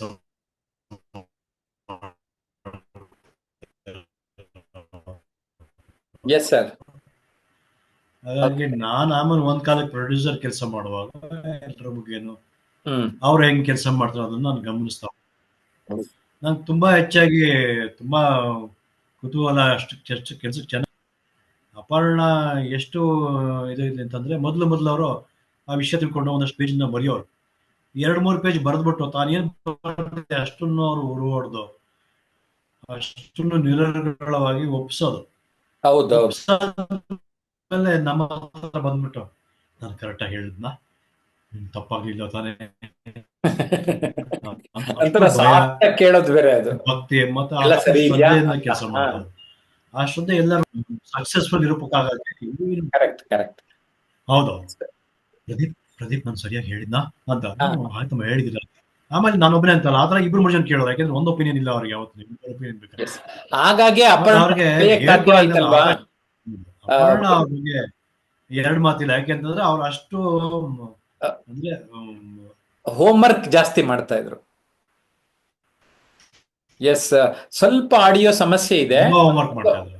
ಒಂದ್ ಸ್ವಲ್ಪ ಹೊತ್ತು ಬಿಟ್ಟು ಮಾತಾಡಿಸ್ತೇನೆ. ಆಡಿಯೋ ಒಂದ್ ಸ್ವಲ್ಪ ಸಮಸ್ಯೆ ಇದೆ, ಸ್ವಲ್ಪ ಹೊತ್ತು ಬಿಟ್ಟು ಮಾತಾಡಿಸ್ತೇನೆ. ಈಗ ನೀವ್ ಹೇಳಿದ ಮಾತಿಗೆ ಗುರುಗಳು ಯಾರು ಇರೋದಿಲ್ಲ ಅಂತ ಒಂದ್ ಮಾತಿಂದ ಪ್ರದೀಪ್ ಶುರು ಮಾಡಿದ್ರು. ಈ ಪೂಜಾ ಮೈಕ್ ಆನ್ ಮಾಡ್ಕೊಳಮ್ಮ. ಇಲ್ಲಿ ಪೂಜಾ ಅಂತ ಒಂದು ಹುಡುಗಿ ಇಂಟ್ರೊಡ್ಯೂಸ್ ಮಾಡ್ತಾ ಇದ್ದೀನಿ. ಈ ಬುಕ್ ಅಲ್ಲಿ ಈಕೆದು 2 ಲೇಖನ ಇದೆ. ಒಂದು ನಾನು ಇಂಟರ್ವ್ಯೂ ಮಾಡಿರೋದು, ಇನ್ನೊಂದು ಆಕೆ ಅನುಭವ. ಈಕೆದೊಬ್ಬರದೇ 2 ಆರ್ಟಿಕಲ್ ಇರೋದು. ಹೈಸ್ಕೂಲ್ ಸ್ಟೂಡೆಂಟ್ ಆಗಿದ್ದಾಗ ನನ್ನ ಟ್ರೈನಿಂಗ್ನ ಬಾಲ್ಭವನಲ್ಲಿ ನೋಡಿದಾಳೆ. ಆಮೇಲೆ ಕೋವಿಡ್ ಅಲ್ಲಿ ಆಂಕರಿಂಗ್ ಕಲಿಬೇಕು ಅಂತ ನಮ್ಮ ಆನ್ಲೈನ್ ಕ್ಲಾಸಿಗೆ ಬಂದ್ಲು. ಆಂಕರ್ ಆಗ್ಬಿಡೋಳು ಯಾವ್ದಾದ್ರು ಮೀಡಿಯಾಗೆ ಹೋದ್ರೆ. ಆದ್ರೆ ಒಂದು ಕಾರ್ಪೊರೇಟ್ ಆಫೀಸಿಗೆ ಸೇರ್ಕೊಂಡಿದ್ದಕ್ಕೆ ಸ್ವಲ್ಪ ಕಳೆದೋಗಿದ್ದಾಳೆ. ನಮ್ ಲಾಸ್ಟ್ ಟೈಮ್ ಗ್ರಾಟಿಟ್ಯೂಡ್ ಫಂಕ್ಷನ್ ನಿರೂಪಣೆ ಮಾಡಿದ್ಲು. ಓಕೆ, ಈಗ ಪೂಜಾನ್ ಮಾತಾಡ್ಸೋಣ. ಪೂಜಾ ಶೇಖರ್. ಎಸ್ ಸರ್, ನಮಸ್ತೆ ಸರ್, ಹೇಗಿದ್ದೀರಾ ಸರ್? ಚೆನ್ನಾಗಿದ್ದೀನಮ್ಮ, ಹೇಳಮ್ಮ. ಸಾರಿ ಸರ್, ಮೊನ್ನೆ ಬರಕ್ ಆಗಿರ್ಲಿಲ್ಲ. ಇರ್ಲಿ ಸರ್, ಅಡ್ಡಿ ಇಲ್ಲ, ಅಡ್ಡಿ ಮೊದಲನೇದಾಗಿ ಇಲ್ಲ. ಹಾ sir, thank you so much sir. ಯಾಕಂದ್ರೆ ಈ ಪುಸ್ತಕದಲ್ಲಿ ನನಗೆ ಬರೆಯೋದಕ್ಕೆ, ನನ್ನ ಒಂದು ಅನಿಸಿಕೆಗಳನ್ನ ಬರೆಯೋದಕ್ಕೆ ಅವಕಾಶ ಕೊಟ್ಟಿದ್ದಕ್ಕೆ ನಿಜವಾಗ್ಲೂ ನಿಮ್ಗೆ ಥ್ಯಾಂಕ್ಸ್ ಹೇಳ್ಬೇಕು. ಬಿಕಾಸ್ ಯಾಕಂದ್ರೆ ಇಷ್ಟು ಜನರ ಅನುಭವ, ಅವರ ಅನೇಕ ವರ್ಷಗಳ ಒಂದು ಅನುಭವವನ್ನ ಒಂದೇ ಪುಸ್ತಕದಲ್ಲಿ ನೋಡೋಕೆ ಸಾಧ್ಯ ಇದೆ ಅಂದ್ರೆ ಅದು ಬಹುಶಃ ನಿಮ್ಮ ಪುಸ್ತಕದಲ್ಲಿ ಮಾತ್ರ. ಪುಸ್ತಕ ಅಂತ ನಾನು ಹೇಳೋದಕ್ ಆಗೋದಿಲ್ಲ. ಇದು ಎಷ್ಟು ಜನ ಬರ್ದಿದಾರೋ ಅಷ್ಟು ಪುಸ್ತಕಗಳು ಸೇರಿಸಿ ಒಂದು ಪುಸ್ತಕ ಅಂತ ಮಾಡಿದೀರಾ. ಯಾಕಂದ್ರೆ ನಮ್ಗೆ ಇಷ್ಟು ಜನರ ಅನುಭವ ಸಿಗ್ಬೇಕು ಅಂದ್ರೆ ತುಂಬಾ ಕಷ್ಟ ಆಗತ್ತೆ. ಅವರ ಎಷ್ಟು ವರ್ಷಗಳಲ್ಲಿ ಅವ್ರು ಯಾವ ರೀತಿ ನಿರೂಪಣೆಯನ್ನ ಮಾಡಿದ್ದಾರೆ, ಯಾವ್ಯಾವ ಬೇರೆ ಬೇರೆ ಇವೆಂಟ್ ಗಳಲ್ಲಿ ಆಂಕರಿಂಗ್ ಮಾಡಿದ್ದಾರೆ, ಅದು ನಮ್ಗೆ ಗೊತ್ತಿರೋದಿಲ್ಲ. ಅವರ ಒಂದು ಅನುಭವವನ್ನ ನಾವ್ ತಿಳ್ಕೊಳ್ಳೋದಿಕ್ಕೆ ನೀವ್ ನಮ್ಗೆ ಅವಕಾಶ ಕೊಟ್ರಿ. ಸೊ ಅದಕ್ಕೆ ನಾವ್ ನಿಜವಾಗ್ಲೂ ಎಲ್ಲಾ ಆಂಕರ್ಸ್ ನಾನು ನಿಮ್ಗೆ ಥ್ಯಾಂಕ್ಸ್ ಅಂತ ಹೇಳ್ತಿದೀನಿ. ಓಕೆ ಜೊತೆಗೆ ನನಗೆ ಈ ಅವಕಾಶ ಕೊಟ್ಟಿದ್ ನನಗೆ ಒಂಥರ ನಾನ್ ಬರೀಬೇಕಾ, ಅಮ್ಮ, ನೀನ್ ನಾನ್ ಲಕ್ಕಿ ಒಂದು ಅಲ್ಲಮ್ಮ. ಎರಡೆರಡು words ಫೋಟೋ ನ ಹಾಕಿದೀನಿ. ಬರೆಯೋದು ಅಲ್ಲ, ಈ ನನಗೆ ಬುಕ್ ಅಲ್ಲಿ ಗೊತ್ತಿರ್ಲಿಲ್ಲ ಎರಡೆರಡು ಸರ್. ಸರಿ ನನ್ನ ನಿನ್ ಫೋಟೋ ಪ್ರಕಟಣೆ ಹಾಕಿದೀನಿ. ನಿಮ್ ಪುಸ್ತಕದ ಪೂಜಾ, ಐ ಥಿಂಕ್ ನೀನು ಹಾ ಸರ್. ಒಬ್ಬಳದೆ ಎರಡೆರಡು ಕಡೆ ಮೂರ್ ಐ ಥಿಂಕ್ 3 ಫೋಟೋ ಬಂದಿದೆ ನಿಂದು ಒಟ್ಟು. ಸರ್, ನಿಜವಾಗ್ಲೂ ನನಗೆ ಅನ್ಸುತ್ತೆ ನಾನೇ ಎಲ್ಲರಿಗಿನ್ನ ಅದೃಷ್ಟವಂತೆ ಸರ್. ನಿಜವಾಗ್ಲೂ ನಾನ್ ಎಕ್ಸ್ಪೆಕ್ಟ್ ಮಾಡಿರ್ಲಿಲ್ಲ ಸರ್. ನನ್ನ ಒಂದು ಬರವಣಿಗೆ ನಿಮ್ಮ ಪುಸ್ತಕದಲ್ಲಿ ಪ್ರಕಟ ಆಗುತ್ತೆ ಅಂದ್ರೆ ಐ ಆಮ್ ಲಕ್ಕಿಯೆಸ್ಟ್ ಸರ್. ನಿಜವಾಗ್ಲೂ ನನಗೆ ಅವಕಾಶ ಕೊಟ್ಟಿದ್ದಕ್ಕೆ I am very thankful to you sir. Thank you so okay, much ಈಗ ಸರ್. ಕೋವಿಡ್ ಟೈಮ್ ಅಲ್ಲಿ ನೀನ್ ನಮ್ಮ ಆನ್ಲೈನ್ ಕ್ಲಾಸ್ ಸೇರ್ಕೊಂಡೆ. ಹಾ ಸರ್, ನಾನು ತುಂಬಾ ತೀಡ್ದೆ. ನೀನು ಬೆಸ್ಟ್ ಹೌದು ಸ್ಟೂಡೆಂಟ್ ಸರ್. ಆಗಿದ್ದೆ, ಬೆಸ್ಟ್ ಆಂಕರ್ ಆಗು ಹೊರ ಹೊಮ್ದೆ. ಆದ್ರೆ ನಿಮ್ ಮನೆಯಲ್ಲಿ ಕೆಲ್ಸಕ್ಕೆ ಸೇರ್ಕೋ, ಕಾರ್ಪೊರೇಟ್ ಇದಕ್ಕೆ ಹೋಗ್ಲಿ, ಮೀಡಿಯಾನಲ್ಲಿ ಜಾಸ್ತಿ ದುಡ್ಡು ಸಿಗಲ್ಲ ಅಂತ ಗೊತ್ತಾಯ್ತು. ಆ ಆ, ಹಾ ಈ ಆನ್ಲೈನ್ ನನ್ನ ಜೊತೆ ಲರ್ನಿಂಗ್ ಎಕ್ಸ್ಪೀರಿಯನ್ಸ್ ನ ಶೇರ್ ಮಾಡಮ್ಮ. ಸರ್, ನನಗೆ ಆನ್ಲೈನ್ ಅಲ್ಲಿ ಆಕ್ಚುಲಿ ನನಗೆ ಕೋವಿಡ್ ಟೈಮ್ ಅಲ್ಲಿ ನಾನು ಏನು ಜಾಯ್ನ್ ಆಗಿದ್ದೆ ಆನ್ಲೈನ್ ಕ್ಲಾಸಸ್ ನಲ್ಲಿ, ಬಹುಶಃ ನಾನು ಕರೆಕ್ಟ್ ಟೈಮ್ಗೆ ಜಾಯ್ನ್ ಆಗಿದ್ದೆ. ಯಾಕಂದ್ರೆ ನಾನು ಅವಾಗ ತಾನೇ ಕಲಿಬೇಕಾಗಿತ್ತು. ನಾನು ಕಾಲೇಜ್ ಮುಗಿಸಿ ನಾನು ಒಂದು ನನ್ನ ಕೆರಿಯರ್ ನ ಡೆವಲಪ್ ಮಾಡ್ಕೊಳ್ಳುವಂತ ಒಂದು ಸ್ಟೇಜ್ ನಲ್ಲಿ ಇದ್ದೆ. ಸೊ ಆಗ ನಾನು ಆನ್ಲೈನ್ ಕೋವಿಡ್ ಬಂತು ಪುಣ್ಯಕ್ಕೆ. ಸೊ ಅವಾಗ ನಿಮ್ಮ ಕ್ಲಾಸಸ್ ನ ನಾನು ಅಂದ್ರೆ ಸೇರ್ಕೊಂಡಿದ್ದು ಪುಣ್ಯಕ್ಕೆ ಬೆಸ್ಟ್ ಅಂತ ನೀನ್ ಡಿಸಿಷನ್. ಒಬ್ಳೆ ಹೇಳ್ತಾ ಇರೋಳು. ನಿಜವಾಗ್ಲೂ ಕೋವಿಡ್ ಸರ್, ಬಂತು ಇಲ್ಲಾಂದ್ರೆ ನನಗೆ ಪುಣ್ಯಕ್ಕೆ ಅಂತ. ಜಾಯ್ನ್ ಆಗೋ ಆಪರ್ಚುನಿಟಿ ಸಿಗ್ತಿರ್ಲಿಲ್ಲ ಸರ್. ಓಕೆ ನನಗೆ ಓಕೆ ನಿಮ್ ಕ್ಲಾಸ್ ಜಾಯ್ನ್ ಆಗೋ ಆಪರ್ಚುನಿಟಿ ಸಿಗ್ತಾ ಇರ್ಲಿಲ್ಲ ಸರ್. ಸೊ ಹಾಗಾಗಿ ಅದೊಂದು ನನಗೆ ನಿಜವಾಗ್ಲೂ ತುಂಬಾ ತುಂಬಾ ಹೆಲ್ಪ್ ಆಗಿದೆ. ಸೊ ಓಕೆ ಆ ಕ್ಲಾಸಸ್ ನ ನಾನ್ ಅಟೆಂಡ್ ಮಾಡಿ ಆನ್ಲೈನ್ ಅಲ್ಲಿ ನಿಮ್ಮ ಒಂದು ಪರ್ಸನಾಲಿಟಿ ಡೆವಲಪ್ಮೆಂಟ್ ಕ್ಲಾಸಸ್ ನ ನಾನು ಸೇರ್ಕೊಂಡಿದ್ದು, ಕಮ್ಯುನಿಕೇಶನ್ ಸ್ಕಿಲ್ಸ್ ಬಗ್ಗೆ ತಿಳ್ಕೊಂಡಿದ್ದು. ಈಗ ಪರ್ಸನಲಿ ನನ್ನ ಕೆರಿಯರ್ ನ ಡೆವಲಪ್ ಮಾಡ್ಕೊಳ್ಳೋದಕ್ಕೆ ನನಗೆ ಹೊರಗಡೆ ಒಂದು ಸೊಸೈಟಿನಲ್ಲಿ ಆಗಿರಬಹುದು ಅಥವಾ ಒಂದು ಕಾರ್ಪೊರೇಟ್ ವರ್ಲ್ಡ್ ಅಲ್ಲಿ ಆಗಿರಬಹುದು, ನಂದೇ ರೀತಿಯಾದಂತಹ ಒಂದು ಕಮ್ಯುನಿಕೇಶನ್ ಸ್ಕಿಲ್ಸ್ ನ ನಾನು ತೋರ್ಸೋದಕ್ಕೆ ಅಥವಾ ನನ್ನ ಕೆಲಸನ ಇನ್ನಷ್ಟು ಪರ್ಫೆಕ್ಟ್ ಆಗಿ ಮಾಡೋದಕ್ಕೆ ತುಂಬಾನೇ ಹೆಲ್ಪ್ ಆಗಿದೆ.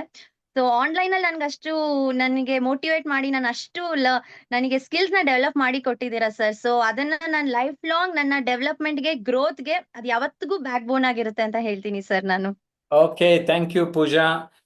ಯಾಕೆಂದ್ರೆ ಪ್ರದೀಪು ಹೇಳ್ಕೊಡಕ್ಕಾಗಲ್ಲ, ಕಲಿಯಕ್ಕಾಗಲ್ಲ ಅಂತ ಸ್ಟಾರ್ಟಿಂಗ್ ಮಾಡಿದ್ರು. ಅದಕ್ಕೆ ಇಲ್ಲೊಬ್ಳು ಶಿಷ್ಯ ಬೆಳೆಸಿದ್ದೀನಿ. ಆದ್ರೆ ಏನ್ ಮಾಡೋದು, ಮೀಡಿಯಾಗೆ ಎಲ್ಲಾರು ಕಳ್ಸೋಣ ಅಂದ್ರೆ ನಾನು ಹೇಳದ್ನಲ್ಲ, ಸ್ವಲ್ಪ ಮನೆಯವ್ರು ಎಲ್ಲಿ ಕೆಲ್ಸಕ್ಕೆ ಹೇಳ್ತಾರೆ ಅಲ್ಲಿ ಹೋಗ್ಬೇಕು. ಲಾಸ್ಟ್ ಟೈಮ್ ಕೃತಜ್ಞತೆ ಕಾರ್ಯಕ್ರಮದಲ್ಲಿ ಅರ್ಧ ನಿರೂಪಣೆ ಮಾಡೋದಕ್ಕೆ ಕೊಟ್ಟಿದ್ದೆ. ಆ ಅನುಭವ ಹೇಗನ್ನಿಸ್ತು? ಸರ್, ಲಾಸ್ಟ್ ಟೈಮ್ ನಾನು ಬಂದಾಗ ನಿಖಿತಾ ಮೇಡಮ್ ಜೊತೆ ನಾನು ನಿರೂಪಣೆ ಮಾಡಿದ್ದೆ. ನಿಜವಾಗ್ಲೂ ನನಗೆ ಅದು ತುಂಬಾನೇ ವಿಭಿನ್ನವಾದಂತಹ ಒಂದು ಎಕ್ಸ್ಪೀರಿಯನ್ಸ್, ತುಂಬಾ ಡಿಫ್ರೆಂಟ್ ಆಗಿತ್ತು ಸರ್. ಬಿಕಾಸ್ ನೀವು ಕಾನ್ಸೆಪ್ಟ್ ಗ್ರಾಟಿಟ್ಯೂಡ್ ಅನ್ನೋ ಒಂದು ಕಾನ್ಸೆಪ್ಟ್ ನಂಗೆ ತುಂಬಾನೇ ಇಷ್ಟ ಆಗಿತ್ತು. ಬಿಕಾಸ್ ಎಲ್ಲರೂ ಒಂದು ಇವೆಂಟ್ ಮಾಡೋದಕ್ಕಿಂತ ಈ ಇವೆಂಟ್ ನನ್ಗೆ ತುಂಬಾ ಡಿಫ್ರೆಂಟ್ ಆಗಿದೆ, ತುಂಬಾ ಒಂಥರ ಚೆನ್ನಾಗಿದೆ ಅಂತ ನಂಗೆ ಅನ್ಸ್ತಿತ್ತು ಸರ್. ಅದ್ರ ಜೊತೆಗೆ ನಿಖಿತಾ ಮೇಡಮ್ ಜೊತೆಗೆ ಆಂಕರಿಂಗ್ ಮಾಡಿದ್ದೆ. ಅದು ನನಗೆ ಇನ್ನ ತುಂಬಾ ಖುಷಿ ಆಯ್ತು. ಅಲ್ಲಿ ತುಂಬಾ ಜನರನ್ನ ನಾನು ನೋಡಿದೆ. ಅವರ ಭೇಟಿ ಮಾಡಿದಾಗ ಓಕೆ, ನಾವಿನ್ನ ಎಷ್ಟು ಕಲಿಬೇಕು, ಎಷ್ಟು ಸಾಧನೆಯನ್ನ ಮಾಡ್ಬೇಕು, ಹೇಗೆ ನಾವು ಇನ್ನ ಚೆನ್ನಾಗಿ ಕಲಿಯೋದಕ್ಕೆ ಸಾಧ್ಯ ಇದೆ, ಅವಕಾಶಗಳು ಹೇಗಿದೆ, ಅನ್ನೋದನ್ನೆಲ್ಲ ನನಗೆ ತಿಳಿಸ್ಕೊಟ್ಟಂತಹ ವೇದಿಕೆ ಸರ್. ಸೊ ಹಾಗಾಗಿ ನನಗೆ ಆ ವೇದಿಕೆನಲ್ಲಿ ನಿರೂಪಣೆ ಮಾಡಿದಕ್ಕೆ ತುಂಬಾ ಖುಷಿ ಇದೆ ಸರ್ ನನ್ಗೆ. ಓಕೆ, ನಿಮ್ ಸ್ವಲ್ಪ ನೆಟ್ವರ್ಕ್ ಇಶ್ಯೂ ಇಂದ ನಿಮ್ ವಿಡಿಯೋ ಕಾಣಿಸ್ತಾ ಇಲ್ಲ, ಆಡಿಯೋ ಕೇಳಿಸ್ತಾ ಇದೆ ಸರಿಯಾಗಿ. ಈ ಬುಕ್ Okay. ಯಾಕೆ ಪರ್ಚೇಸ್ ಮಾಡ್ಬೇಕು? ಸರ್ ಇದು ಆಕ್ಚುಲಿ ನಿರೂಪಣೆ ಬಗ್ಗೆ ಅಂತ ಮಾತ್ರ ಅಲ್ಲ ಸರ್, ಯಾಕಂದ್ರೆ ಇದು ಪ್ರತಿಯೊಬ್ರು ಕೂಡ ಇದನ್ನ ಓದ್ಬೇಕು. ಇಷ್ಟು ಜನರ ಅನುಭವ ಒಂದು ಪುಸ್ತಕದಲ್ಲಿ ಸಿಗುತ್ತೆ ಅಂತ ಹೇಳಿದ್ರೆ ಅದು ಬಹಳ ಕಷ್ಟ ಇದೆ. ಅಂತ ಪುಸ್ತಕಗಳಲ್ಲಿ ಇದು ಒಂದು ಪುಸ್ತಕ. ಜೊತೆಗೆ ನಿರೂಪಣೆ ಅನ್ನೋದು ಕೇವಲ ನಾವು ಒಂದು ಇವೆಂಟ್ ಅಲ್ಲಿ ಮಾತ್ರ ಮಾಡ್ತಾ ಇದೀವಿ ಅಥವಾ ನಾವು ಒಂದು ವೇದಿಕೆ ಮಾತ್ರ ಮುಗಿಸ್ತೀವಿ ಅಂತ ಹೇಳೋದಕ್ ಆಗೋದಿಲ್ಲ. ನಮ್ಮ ಡೇ ಟು ಡೇ ಲೈಫ್ ಪ್ರತಿನಿತ್ಯದಲ್ಲೂ ಕೂಡ ನಾವು ಒಂದಲ್ಲ ಒಂದು ರೀತಿಯಲ್ಲಿ ನಮ್ಮನ್ನ ನಾವು ನಿರೂಪಣೆಯನ್ನ ಮಾಡ್ತಾನೆ ಇರ್ತೀವಿ. ಸೊ ಆ ಎಲ್ಲಾ ರೀತಿಯಲ್ಲಿಯೂ ಕೂಡ ನಮ್ಮನ್ನ ನಾವು ತುಂಬಾ ಚೆನ್ನಾಗಿ ದೊಡ್ಡ ವ್ಯಕ್ತಪಡಿಸೋದಕ್ಕೆ ಮನುಷ್ಯ, ಒಂದ್ 50-60 ವರ್ಷ ಆದವ್ರ ತರ ಹೇಳ್ಬಿಟ್ಟಮ್ಮ ಈಗ. ಬಿಕಾಸ್ ನನಗೆ ಅದು ಪರ್ಸನಲಿ ಅನ್ನಿಸ್ತು ಸರ್. ಮುಂಚೆ ನಾನ್ ಇದ್ದಿದ್ದಕ್ಕೂ ಇಲ್ಲಿಗ್ ನಿಮ್ಮ ಕ್ಲಾಸ್ ಬಂದ ಮೇಲೆ ನಾನು ನಿಮ್ಮ ಹತ್ರ ಕಲ್ತ ಮೇಲೆ ನನಗೆ ಹೊರಗಡೆ ಹೋದ್ಮೇಲೆ ನನಗೆ ಎಷ್ಟು ಚೇಂಜಸ್ ಆಗಿದೆ ಅಂತ ತಿಳ್ಕೊಂಡಿದ್ದಕ್ಕೆ ನನಗೆ ಅದು ಪರ್ಸನಲ್ ಎಕ್ಸ್ಪೀರಿಯನ್ಸ್ ಸರ್ ಅದು. ಇಲ್ಲ ಅಂದಿದ್ರೆ ನನಗೆ ಆ ಡಿಫ್ರೆನ್ಸ್ ಗೊತ್ತಾಗ್ತಿರ್ಲಿಲ್ಲ. ಸೊ ಹಾಗಾಗಿ ಪ್ರತಿಯೊಬ್ರು ಕೂಡ ಇದನ್ನ ಪರ್ಚೇಸ್ ಮಾಡ್ಬೇಕು ಅಂತ ಹೇಳ್ತೀನಿ. ಎಸ್ ಪೂಜಾ, ವೆರಿ ಗುಡ್, ವೆರಿ ಗುಡ್. ಪೂಜಾ, ನಮಸ್ತೆ. ನಮ್ ಡಾಕ್ಟರ್ ಜಯಲಕ್ಷ್ಮಿಗೆ ಏನೇನು ಅನಿಸ್ತು, ಮತ್ತೆ ಈ ಪುಸ್ತಕ ಯಾಕೆ ಓದ್ಬೇಕು? ಖಂಡಿತ ನಾನು ಅದೇನೇ ಹೇಳಕ್ ಹೋದೆ ಮಧ್ಯದಲ್ಲಿ. ವಾಲ್ಮೀಕಿ ಬರೆದಂತಹದನ್ನ ಕಾಳಿದಾಸ ಬರೀತಾರಲ್ಲ, ಕಾಳಿದಾಸ ಒಂದು ವಾಕ್ಯ ಅದನ್ನ ಇಲ್ಲಿ ಹೇಳಲೇಬೇಕು, ಹಂಚ್ಕೊಳ್ಬೇಕು ಅಂತ ಅನ್ಸಿದೆ ಸರ್. ರಾಮಾಯಣವನ್ನ ಬರೆದ ಮೇಲೆ ಕಾಳಿದಾಸ ಯಾಕೆ ಅದನ್ನೇ ಬರೆದ ಅಂತ ಕೆಲವು ಪಂಡಿತರು, ಸ್ಕಾಲರ್ಸ್ ಮಾಡಿದ್ರಂತೆ, ವಿಮರ್ಶಕರು ಮಾಡಿದ್ರಂತೆ. ಆ ಕಾಳಿದಾಸ ಹೇಳ್ತಾನಂತೆ, ರಾಮಾಯಣವನ್ನ ನಾನು ಬರ್ದಿದ್ದೀನಿ ಅಂತಂದ್ರೆ ಜನ ಮೆಚ್ಕೋತಾರೋ ಇಲ್ವೋ ಗೊತ್ತಿಲ್ಲ, ದೊಡ್ಡ ಸಾಹಸವನ್ನ ಮಾಡ್ತಾ ಇದ್ದೀನಿ ನಾನು. ಅಂದ್ರೆ ದೊಡ್ಡ ಸಮುದ್ರವನ್ನ ಒಂದು ಪುಟ್ಟ ದೋಣಿಲಿ ಸಾಗೋ ತರ ಮಾಡಕ್ಕಾಗತ್ತಾ ಅಂತ ಕಾರ್ಯವನ್ನ ನಾನು ಮಾಡ್ತಾ ಇದ್ದೀನಿ ಅಂತ ಕಾಳಿದಾಸ ಅನ್ಕೋತಾನಂತೆ. ಇನ್ನೊಂದ್ ಕಡೆ ಉದಾಹರಣೆ ಕೊಡ್ತಾರೆ, ದೊಡ್ಡ ಮರ, ಹಲವಾರು ಕೊಂಬೆ ರೆಂಬೆಗಳಿದೆ. ರಾಮಾಯಣ ಅನ್ನೋದು ರಘುವಂಶ, ರಾಮನ ವಂಶ. ಅದ್ರಲ್ಲಿ ಎಷ್ಟೊಂದು ಪಾತ್ರಗಳಿವೆ, ಎಷ್ಟೊಂದು ರಾಮ ಇವರುಗಳು ಎಷ್ಟು ಪಾತ್ರಗಳಿವೆ.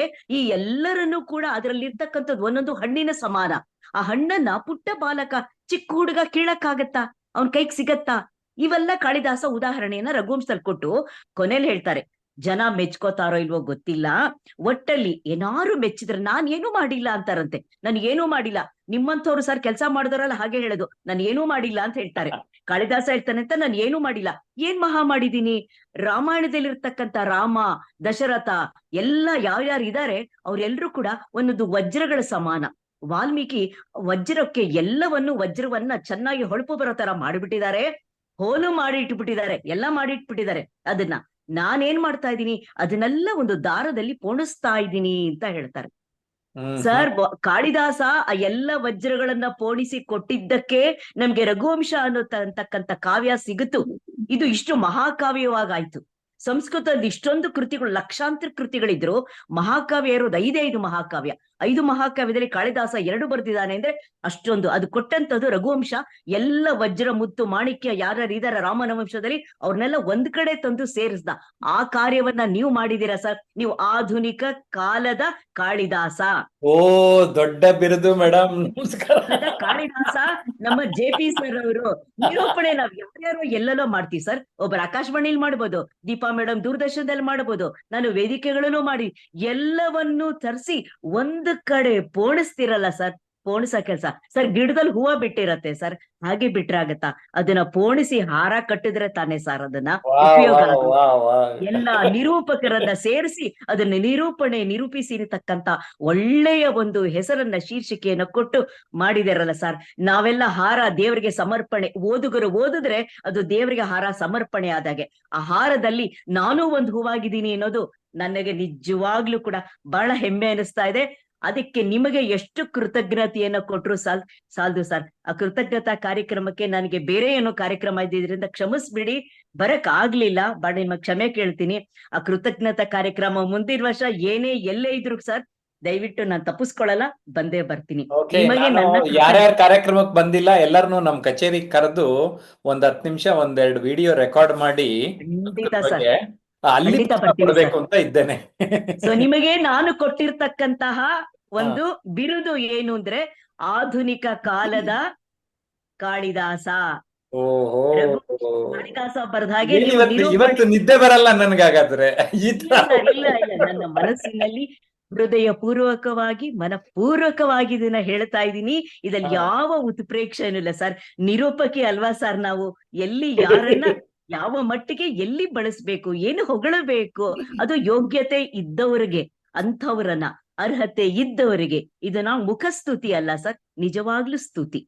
ಆ ಸ್ತುತಿಗೆ Okay. ತಾವು ಅರ್ಹರು, ಸ್ತುತ್ಯಾರ್ಹರು, ಅಭಿನಂದಾರ್ಹರು.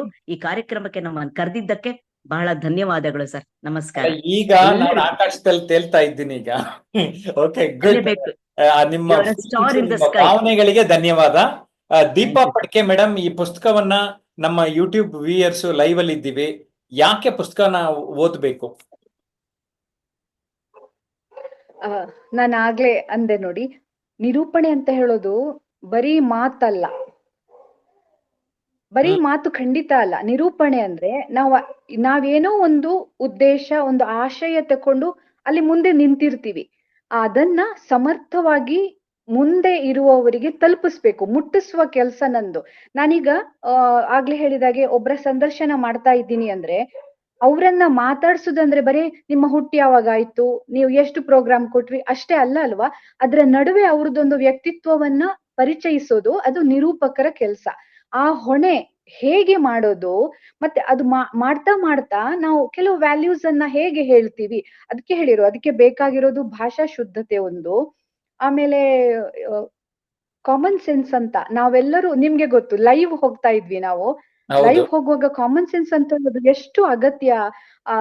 ನಮ್ಗೆ ಕಿವಿಯಲ್ಲಿ ಕಂಟಿನ್ಯೂಸ್ ಆಗಿ ಇಯರ್ಫೋನ್ ಅಲ್ಲಿ ಮಾತಾಡ್ತಾ ಇರ್ತಾರೆ, ಅದನ್ನ ಕೇಳ್ಕೊಂಡು ಇಲ್ಲಿ ಗಮನ ತಕೊಂಡು ನಮ್ಮನ್ನ ನಾವು ಪ್ರೆಸೆಂಟ್ ಮಾಡ್ಕೊಂಡು ಈ ಮೂರ್ ಕೆಲಸ ಒಟ್ಟಿಗೆ ಮಾಡೋದಂದ್ರೆ ಅಲ್ಲಿ ಒಂದು ಎಲ್ಲವನ್ನ ಅಡ್ಜಸ್ಟ್ ಮಾಡ್ಕೊಂಡು ಹೋಗುವ ಒಂದು ಸೆನ್ಸ್ ನಮ್ಮಲ್ಲಿ ಇರ್ಬೇಕು. ಸೊ ನಿರೂಪಣೆ ಅಂತ ಹೇಳೋದು ಅಷ್ಟು ಸುಲಭದ ವಿಷಯ ಅಲ್ಲ. ಹಾಗಂತ ಅದೇನೋ ದೊಡ್ಡ ಘನಂದಾರಿ ಕೆಲಸ ಅಂತಾನು ಹೇಳಬೇಕಾಗಿಲ್ಲ, ಆದ್ರೆ ಅದು ಖಂಡಿತವಾಗ್ಲೂ ನಾನು ಹೊಣೆಗಾರಿಕೆಯ ಕೆಲಸ. ನನಗೆ ಅದೇ ಅನ್ನಿಸ್ತು, ನನಗೆ ಜವಾಬ್ದಾರಿ ಅನ್ನೋ ಪದ ಹೇಳೋಣ ಅಂತ ಅನ್ಕೊಂಡೆ. ನೀವು ಜವಾಬ್ದಾರಿ ಅಲ್ಲಿ ಹೊಣೆಗಾರಿಕೆ ಅದು ಪಕ್ಕಾ ಹೊಣೆಗಾರಿಕೆಯ ಕೆಲಸ. ನಾನು ಕಳೆದ ವರ್ಷ ಪ್ರಧಾನಮಂತ್ರಿ ಮೋದಿ ಅವರು ಬಂದಾಗ ಮೈಸೂರು ಆಕಾಶವಾಣಿಯಿಂದ ನೇರ ಪ್ರಸಾರದಲ್ಲಿ ನಾನು ಮಾತಾಡಿದ್ದೆ. ಪ್ರಧಾನಮಂತ್ರಿ ಮೋದಿ ಅವರು ಬರ್ತಾ ಇದ್ದ ಹಾಗೆ ನಿಮ್ಗೆ ಗೊತ್ತು ಲೈವ್ ಅಲ್ಲಿ ನಾವು ಹೇಗೆ ಮಾತಾಡ್ಬೇಕು ಅಂತ. ಯೋಗದ ಕಾರ್ಯಕ್ರಮಕ್ಕೆ ಪ್ರಧಾನಮಂತ್ರಿಯವರು ಮೈಸೂರಿಗೆ ಬಂದಿದ್ರು. ಆವಾಗ ಆಕಾಶವಾಣಿಯಿಂದ ಇಡೀ ಕರ್ನಾಟಕಕ್ಕೆ ನಾವು ಲೈವ್ ಹೋಗಿದ್ವಿ. ಅವಾಗ ಹೇಗೆ ಮಾತಾಡ್ಬೇಕು ಅಂತ ಹೇಳೋದು ನಮ್ಮ ಹೊಣೆಗಳಲ್ಲಿ ಒಂದು ಅಂತ ಹೇಳೋದು. ಆದ್ರಿಂದ ಈ ಪುಸ್ತಕವನ್ನ ಯಾಕೆ ಓದ್ಬೇಕು ಅಂದ್ರೆ, ಈಗ ಇವರಿಗೆ ರೆಡಿ ಫುಡ್ ಇದೆ, ನಮ್ಗೆ ಅದ್ ಯಾವ್ದು ಇರ್ಲಿಲ್ಲ. ನಾವು ಎದ್ದು ಬಿದ್ದು ಮಾಡ್ಕೊಂಡು ಏನು ಕಾರ್ಯಕ್ರಮಗಳನ್ನ ನಿರೂಪಣೆ ಮಾಡ್ಲಿಕ್ಕೆ ಹೇಗೆ ನಮ್ಮನ್ನು ನಾವೇ ಕಲ್ತುಕೊಂಡು ಹೇಗೆ ಸುಧಾರಣೆ ಮಾಡ್ಕೊಂಡು ಹೋದ್ವಿ ಅನ್ನೋದನ್ನ ಬಹುಶಃ ಅದನ್ನ ಈ ಪುಸ್ತಕವನ್ನ ಓದಿದಾಗ ಅರ್ಥ ಆದ್ರೆ ನಾವು ಹಾದು ಬಂದ ಕಷ್ಟಗಳು ಅವರಿಗೆ ಆಗ್ಲಿಕ್ಕಿಲ್ವೋ ಏನೋ ಅಂತ ಒಂದಷ್ಟು. ಇವಾಗ ಹೇಗೆ ನಾವೆಲ್ಲ ನೋಟ್ಸ್ ಬರ್ಕೊಂಡು ಹೋಗ್ತಾ ಇದ್ವಿ ಅಲ್ಲ, ಅವ್ರಿಗೆ ಇವಾಗೆಲ್ಲ ಮೊಬೈಲ್ ಅಲ್ಲಿ ಸಿಗ್ತಾ ಇದೆ. ಹಾಗೆ ಇದೊಂಥರ ರೆಡಿ ಫುಡ್ ನೀವು ಕೊಟ್ಟಿದ್ದೀರಿ. ಅದನ್ನ ನೋಡ್ಕೊಂಡು ನಿರೂಪಣೆಗೆ ಏನೆಲ್ಲ ಬೇಕು ಅಂತ ಹೇಳೋದನ್ನ ಈ ಪುಸ್ತಕದ ಮೂಲಕ ಅವರು ಅರಿತುಕೊಂಡ್ರೆ ಬಹುಶಃ ಅವರಿಗೆ ಒಂದು ಹೆಜ್ಜೆ ಮುಂದೆ ಹೋಗ್ಲಿಕ್ಕೆ ಸುಲಭ ಆಗ್ಬೋದೇನೋ ಅಂತ. ದೀಪಾ ಮೇಡಮ್, ನಿಮ್ಮ ಅನಿಸಿಕೆಗಳಿಗೆ, ಅನುಭವಕ್ಕೆ ಲೇಖನ ಕೊಟ್ಟಿದ್ದಕ್ಕೆ ಧನ್ಯವಾದ. ಥ್ಯಾಂಕ್ ಯು, ನನಗೂ ತುಂಬಾ ಖುಷಿ ಆಯ್ತು. Thank you very much. Thank you madam. ನಮ್ ಜೊತೆ ಶಿಕ್ಷಕಿ ಮಾಲತಿ ಇದ್ದಾರೆ. ನೀವೆಲ್ಲ ಕೇಳಿಸ್ಕೊತಾ ಇದ್ದೀರಿ. ಮಾಲತಿ ಮೇಡಮ್, ಏನ್ ಅನ್ನಿಸ್ತು ಇವತ್ತು? ಬೇರೆ ಯೂಟ್ಯೂಬ್ ಲೈವ್ಗೂ ಇವತ್ತಿಗೂ ತುಂಬಾ ವ್ಯತ್ಯಾಸ ಇತ್ತು. ಹೌದು ಸರ್, ಇದು ಒಂದು ಪಾಠದ ತರ ಆಯ್ತು ಸರ್ ನಮ್ಗೆ. ಈಗ 3 days ಅಟೆಂಡ್ ಮಾಡಿದ್ವಿ, ಜೊತೆಗೆ ವಾರ ವಾರ ಒಂದೊಂದು ಟಾಪಿಕ್ ಕೊಟ್ಟು ಮಾತಾಡಿಸ್ತಾ ಇದ್ರಿ. ಅಲ್ಲೂ ನಮ್ಮನ್ನ ಪ್ರಬುದ್ಧತೆಯನ್ನ ಬೆಳೆಸ್ತಾ ಇದ್ರಿ. ಈಗ ವಿವಿಧ ಒಂದು ನಿರೂಪಕರ ಒಂದು ಅನುಭವವನ್ನ ಹಂಚಿಕೆ ಮಾಡ್ಕೊಳ್ಳೋಕೆ ಅವಕಾಶ ಕೊಟ್ರಿ. ಆದ್ರಿಂದ ಅವರು ಒಬ್ಬೊಬ್ಬರದು ಮಾತಿನ ಶೈಲಿ ವಿಭಿನ್ನವಾಗಿತ್ತು. ಅವರ ಒಂದು ಮನದಾಳದ ಮಾತುಗಳನ್ನ ಕೇಳಿದಾಗ ನಮ್ಗೆ ಖುಷಿ ಆಯ್ತು. ಈ ದಿನ ಯಾರು ಮಿಸ್ ಮಾಡ್ಕೊಂಡ್ರು, ತುಂಬಾ ಮಿಸ್ ಮಾಡ್ಕೊಂಡ್ರು ಸರ್. ಇವತ್ ಲಾಗಿನ್ ಆಗ್ಬೇಕಾಗಿತ್ತು. ಯಾಕೆಂದ್ರೆ 3 days ಅಲ್ಲಿ ಗಳಿಸ್ಕೊಂಡ್ವಿ. ಇಲ್ಲೂ ಇನ್ನಷ್ಟು ಶೈನ್ ಅಪ್ ಮಾಡ್ತಾ ಇದ್ದೀರಾ ನೀವು. ಅದು ನಿಮ್ಮ ಒಂದು ಕಾರ್ಯಕ್ಕೆ hats off sir. Thank you. ನಮ್ಮ ಸೀನಿಯರ್ ಆಂಕರ್ ಬಸವರಾಜು ನೋಡ್ತಾ ಇದ್ದೀರಿ, ಅವಾಗಿಂದ ಒಂದು ಅರ್ಧ ಮುಕ್ಕಾಲು ಗಂಟೆಯಿಂದ ಇದ್ದೀರಿ. ಒಟ್ಟಾರೆ ಹೇಗನ್ನಿಸ್ತು ಬಸವರಾಜ್? ಬಸವರಾಜ್, ಮೈಕ್ ಆನ್ ಮಾಡ್ಕೊಳ್ಳಿ, ಅನ್ಮ್ಯೂಟ್ ಮಾತಾಡಿ. ಪ್ರತಿಯೊಬ್ರು ಕೂಡ ಕೇಳಿಸ್ತಾ ಇದೆಯಾ ಸರ್? ಹೌದು, ಮಾತಾಡಿ. ಅವರವರ ಸಾಗಿ ಬಂದ ಹಾದಿಯಲ್ಲಿ ಅವರವರ ಅನುಭವಗಳನ್ನ ಹೇಳ್ಕೊಂಡ್ರು. ಈಗ ನಾವು ನೀವು ಎಲ್ಲ ದೂರದರ್ಶನದಲ್ಲಿ ಇದ್ದಾಗ ಈ ರೀತಿ ಒಂದು ತರಬೇತಿ ಆಗ್ಲಿ ಮತ್ತೊಂದಾಗ್ಲಿ ಇರ್ಲಿಲ್ಲ ಅನ್ನೋದು ಅದು ತಮಗೂ ಗೊತ್ತು, ನಮಗೂ ಗೊತ್ತು. ಇನ್ನು ನಿರೂಪಿಸಿ ಏನಾಗಿದೆ ಅಂದ್ರೆ, ಆಗ್ಲೇ ಮೇಡಮ್ ಹೇಳ್ದಾಗೆ ಒಂದು ಸುಂದರವಾದ ಉದ್ಯಾನವನದಲ್ಲಿ ವಿವಿಧವಾದಂತ ಪುಷ್ಪಗಳನ್ನೆಲ್ಲ ಸಂಗ್ರಹಿಸಿ ಸುಂದರವಾದ ಒಂದು ಮಾಲೆಯನ್ನ ಕಟ್ಟಿ ಸರಸ್ವತಿಯ ಪಾದಕ್ಕೆ ಸಮರ್ಪಣೆ ಮಾಡುವಂತ ಕೆಲಸ ನಿರೂಪಿಸಿಯಲ್ಲಾಗಿದೆ ಅಂತ ಹೇಳ್ಬೋದು. ಯಾಕೆ? ಆ ಸುಂದರ ಸುಗಂಧ ಹೂವಿನ ಪರಿಮಳ, ಪ್ರತಿಯೊಂದು ಪದಗಳು ಕೂಡ ಅವರವರ ನಿರೂಪಕರ ಒಂದು ಅನುಭವಗಳನ್ನ ಅಲ್ಲಿ ದಾರೆ ಎರೆದು ಕೊಟ್ಟಿದ್ದಾರೆ. ಅದು ಇತ್ತೀಚೆಗೆ ಬಂದಂತಹ ತರಬೇತುದಾರರಿಗೆ, ನಿರೂಪಣೆಯನ್ನ ಕಲಿಬೇಕು ಅನ್ನೋಂಥವ್ರಿಗೆ ಆ ಒಂದೊಂದು ಪುಟಗಳು ಕೂಡ ಮಾರ್ಗದರ್ಶನವನ್ನ ಕೊಡ್ತವೆ. ಅದನ್ನ ಸ್ವೀಕರಿಸುವಂತದ್ದು ಅವ್ರ ಕೆಲಸ. ಅದನ್ನ ನಾನು ಆರಂಭದ ಒಂದು ಇದರಲ್ಲಿ ಹೇಳಿದೆ.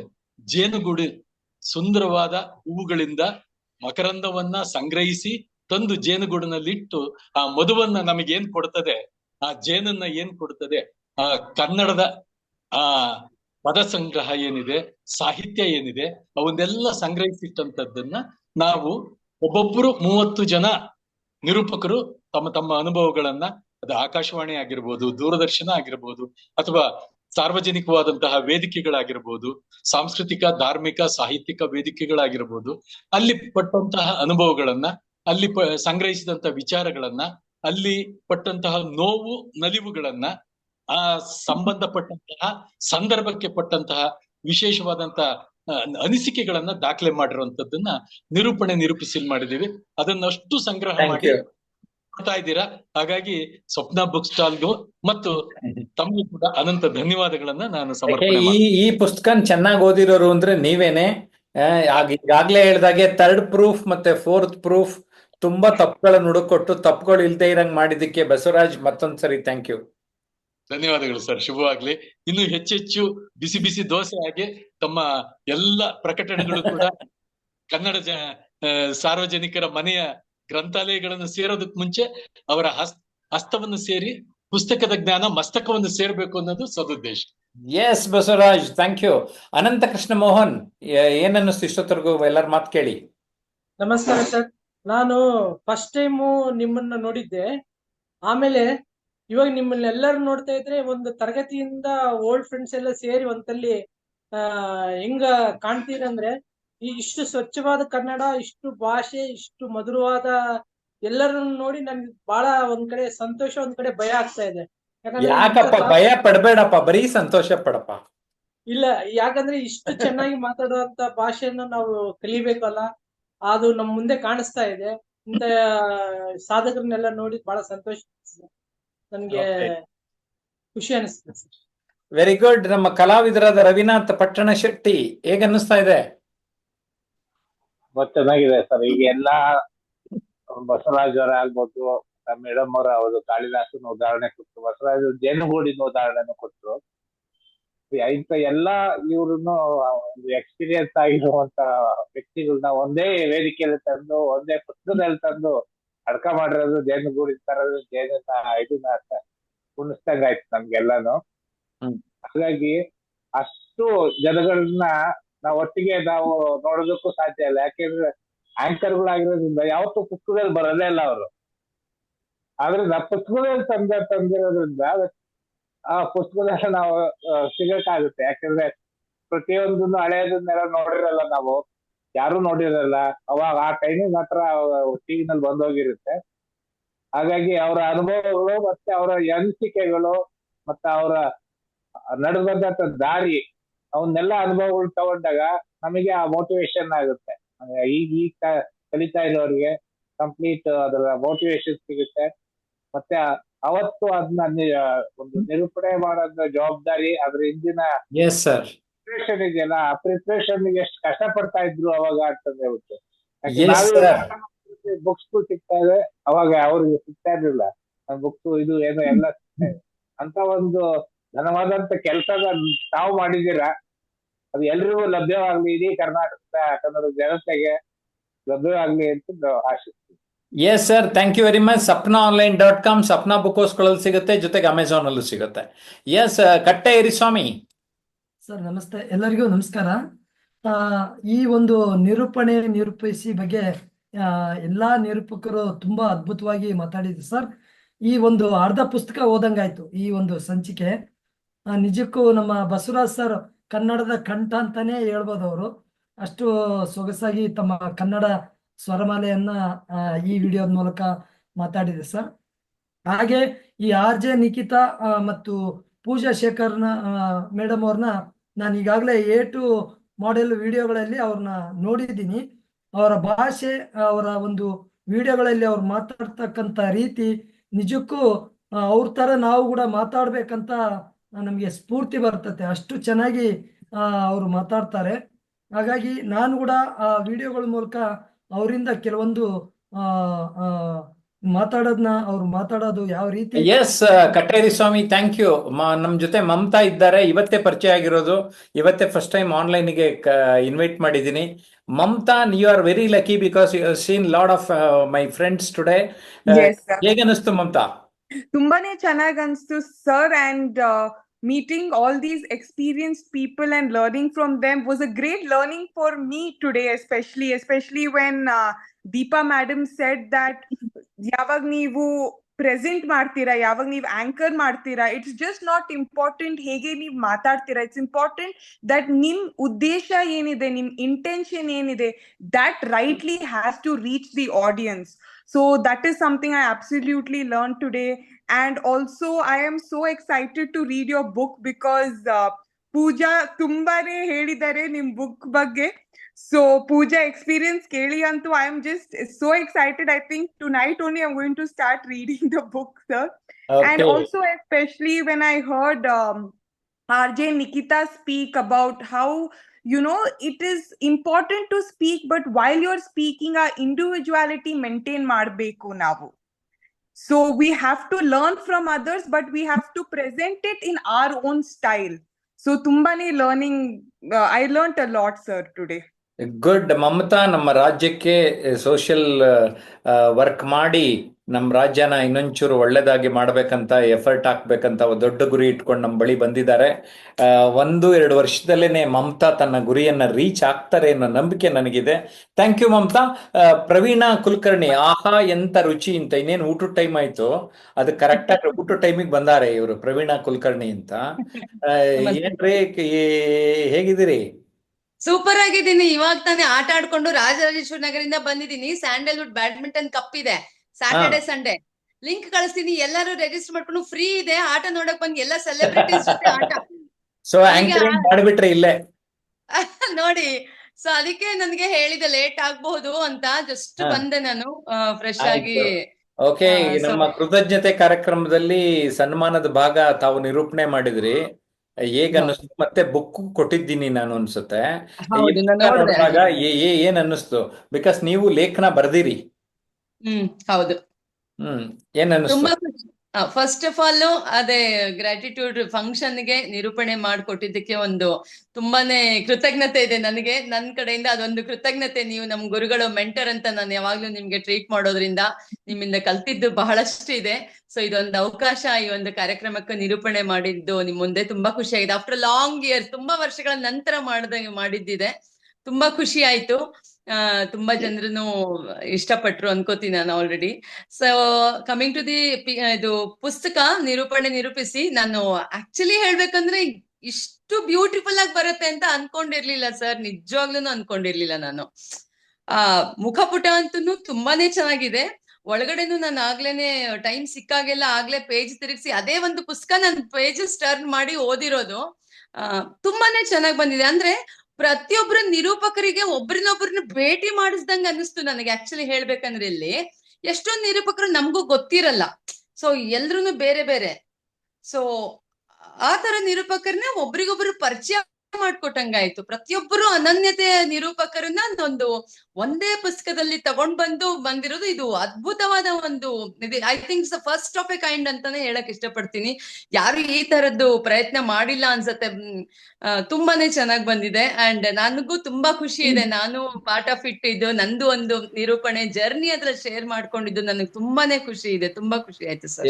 S Praveena, thank you. ನಮ್ ಪ್ರದೀಪ್ ಅವ್ರದ್ದು ಆಗ್ಲೇ ಆಡಿಯೋ ಸರಿ ಇರ್ಲಿಲ್ಲ, ಏನಾರು ಈಗ ಸರಿ ಹೋಯ್ತಾ ನೋಡೋಣ. ಪ್ರದೀಪ್, ಇವೆಲ್ಲ ಇಂಟ್ರಾಕ್ಷನ್ ನೋಡಿದಾಗ ಹೇಗ ಅನಿಸ್ತು? ನನ್ನ ಮಾತು ನಿಮ್ಗೆ ಕೇಳ್ತಾ ಇದೆ ಅಂತ? ಈಗ ಸರಿ ಇದೆ ಈಗ. Okay okay. ಇಲ್ಲ, ಖುಷಿ ಆಯ್ತು ಆಕ್ಚುಲಿ. ಇಷ್ಟು ಜನ ಒಟ್ಟುಗೂಡಿಸಿ ಒಂದು ಪುಸ್ತಕ ರೂಪ ತರೋದಿದ್ದೀರಾ. ಈ ಪುಸ್ತಕ ಸಂಸ್ಕೃತಿಗೆ ತುಂಬಾ ಈ ಕಡೆ ಬರಕ್ ಶುರು ಆಗ್ತದೆ ನಿಮ್ ಕಡೆಯಿಂದ ಅಂತ ಅನ್ಬೋದು. ನನ್ಗೆ Bengaluru north university chancellor journalism ಸ್ಟೂಡೆಂಟ್ಸ್ಗೆ ಟೆಕ್ಸ್ಟ್ ಬುಕ್ ಆಗ್ಲಿಕ್ಕೆ ಫಿಟ್ ಇದೆ ಅಂತ ಹೇಳಿದ್ರು ಅವತ್ತು. ಒಳ್ಳೇದು. ಆತರ ಆದ್ರೆ ಒಂಥರ ಒಳ್ಳೇದೇನೆ ಆಕ್ಚುಲಿ. ಹಂಗಾಗಿ ಹಲವಾರು ಸ್ಟೇಟ್ ಒಂದಷ್ಟು ಜನ ಓದ್ಕೊಳ್ತಾರೆ.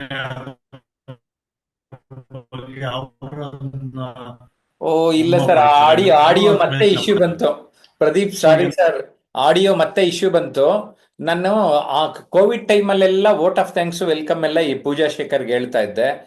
ಇವತ್ತಿನ ಈ ಯೂಟ್ಯೂಬ್ ಲೈವ್ಗೆ ಕನ್ಕ್ಲೂಷನ್ ಮಾಡಮ್ಮ ಪೂಜಾ, ಮೈಕ್ ಆನ್ ಮಾಡಮ್ಮ.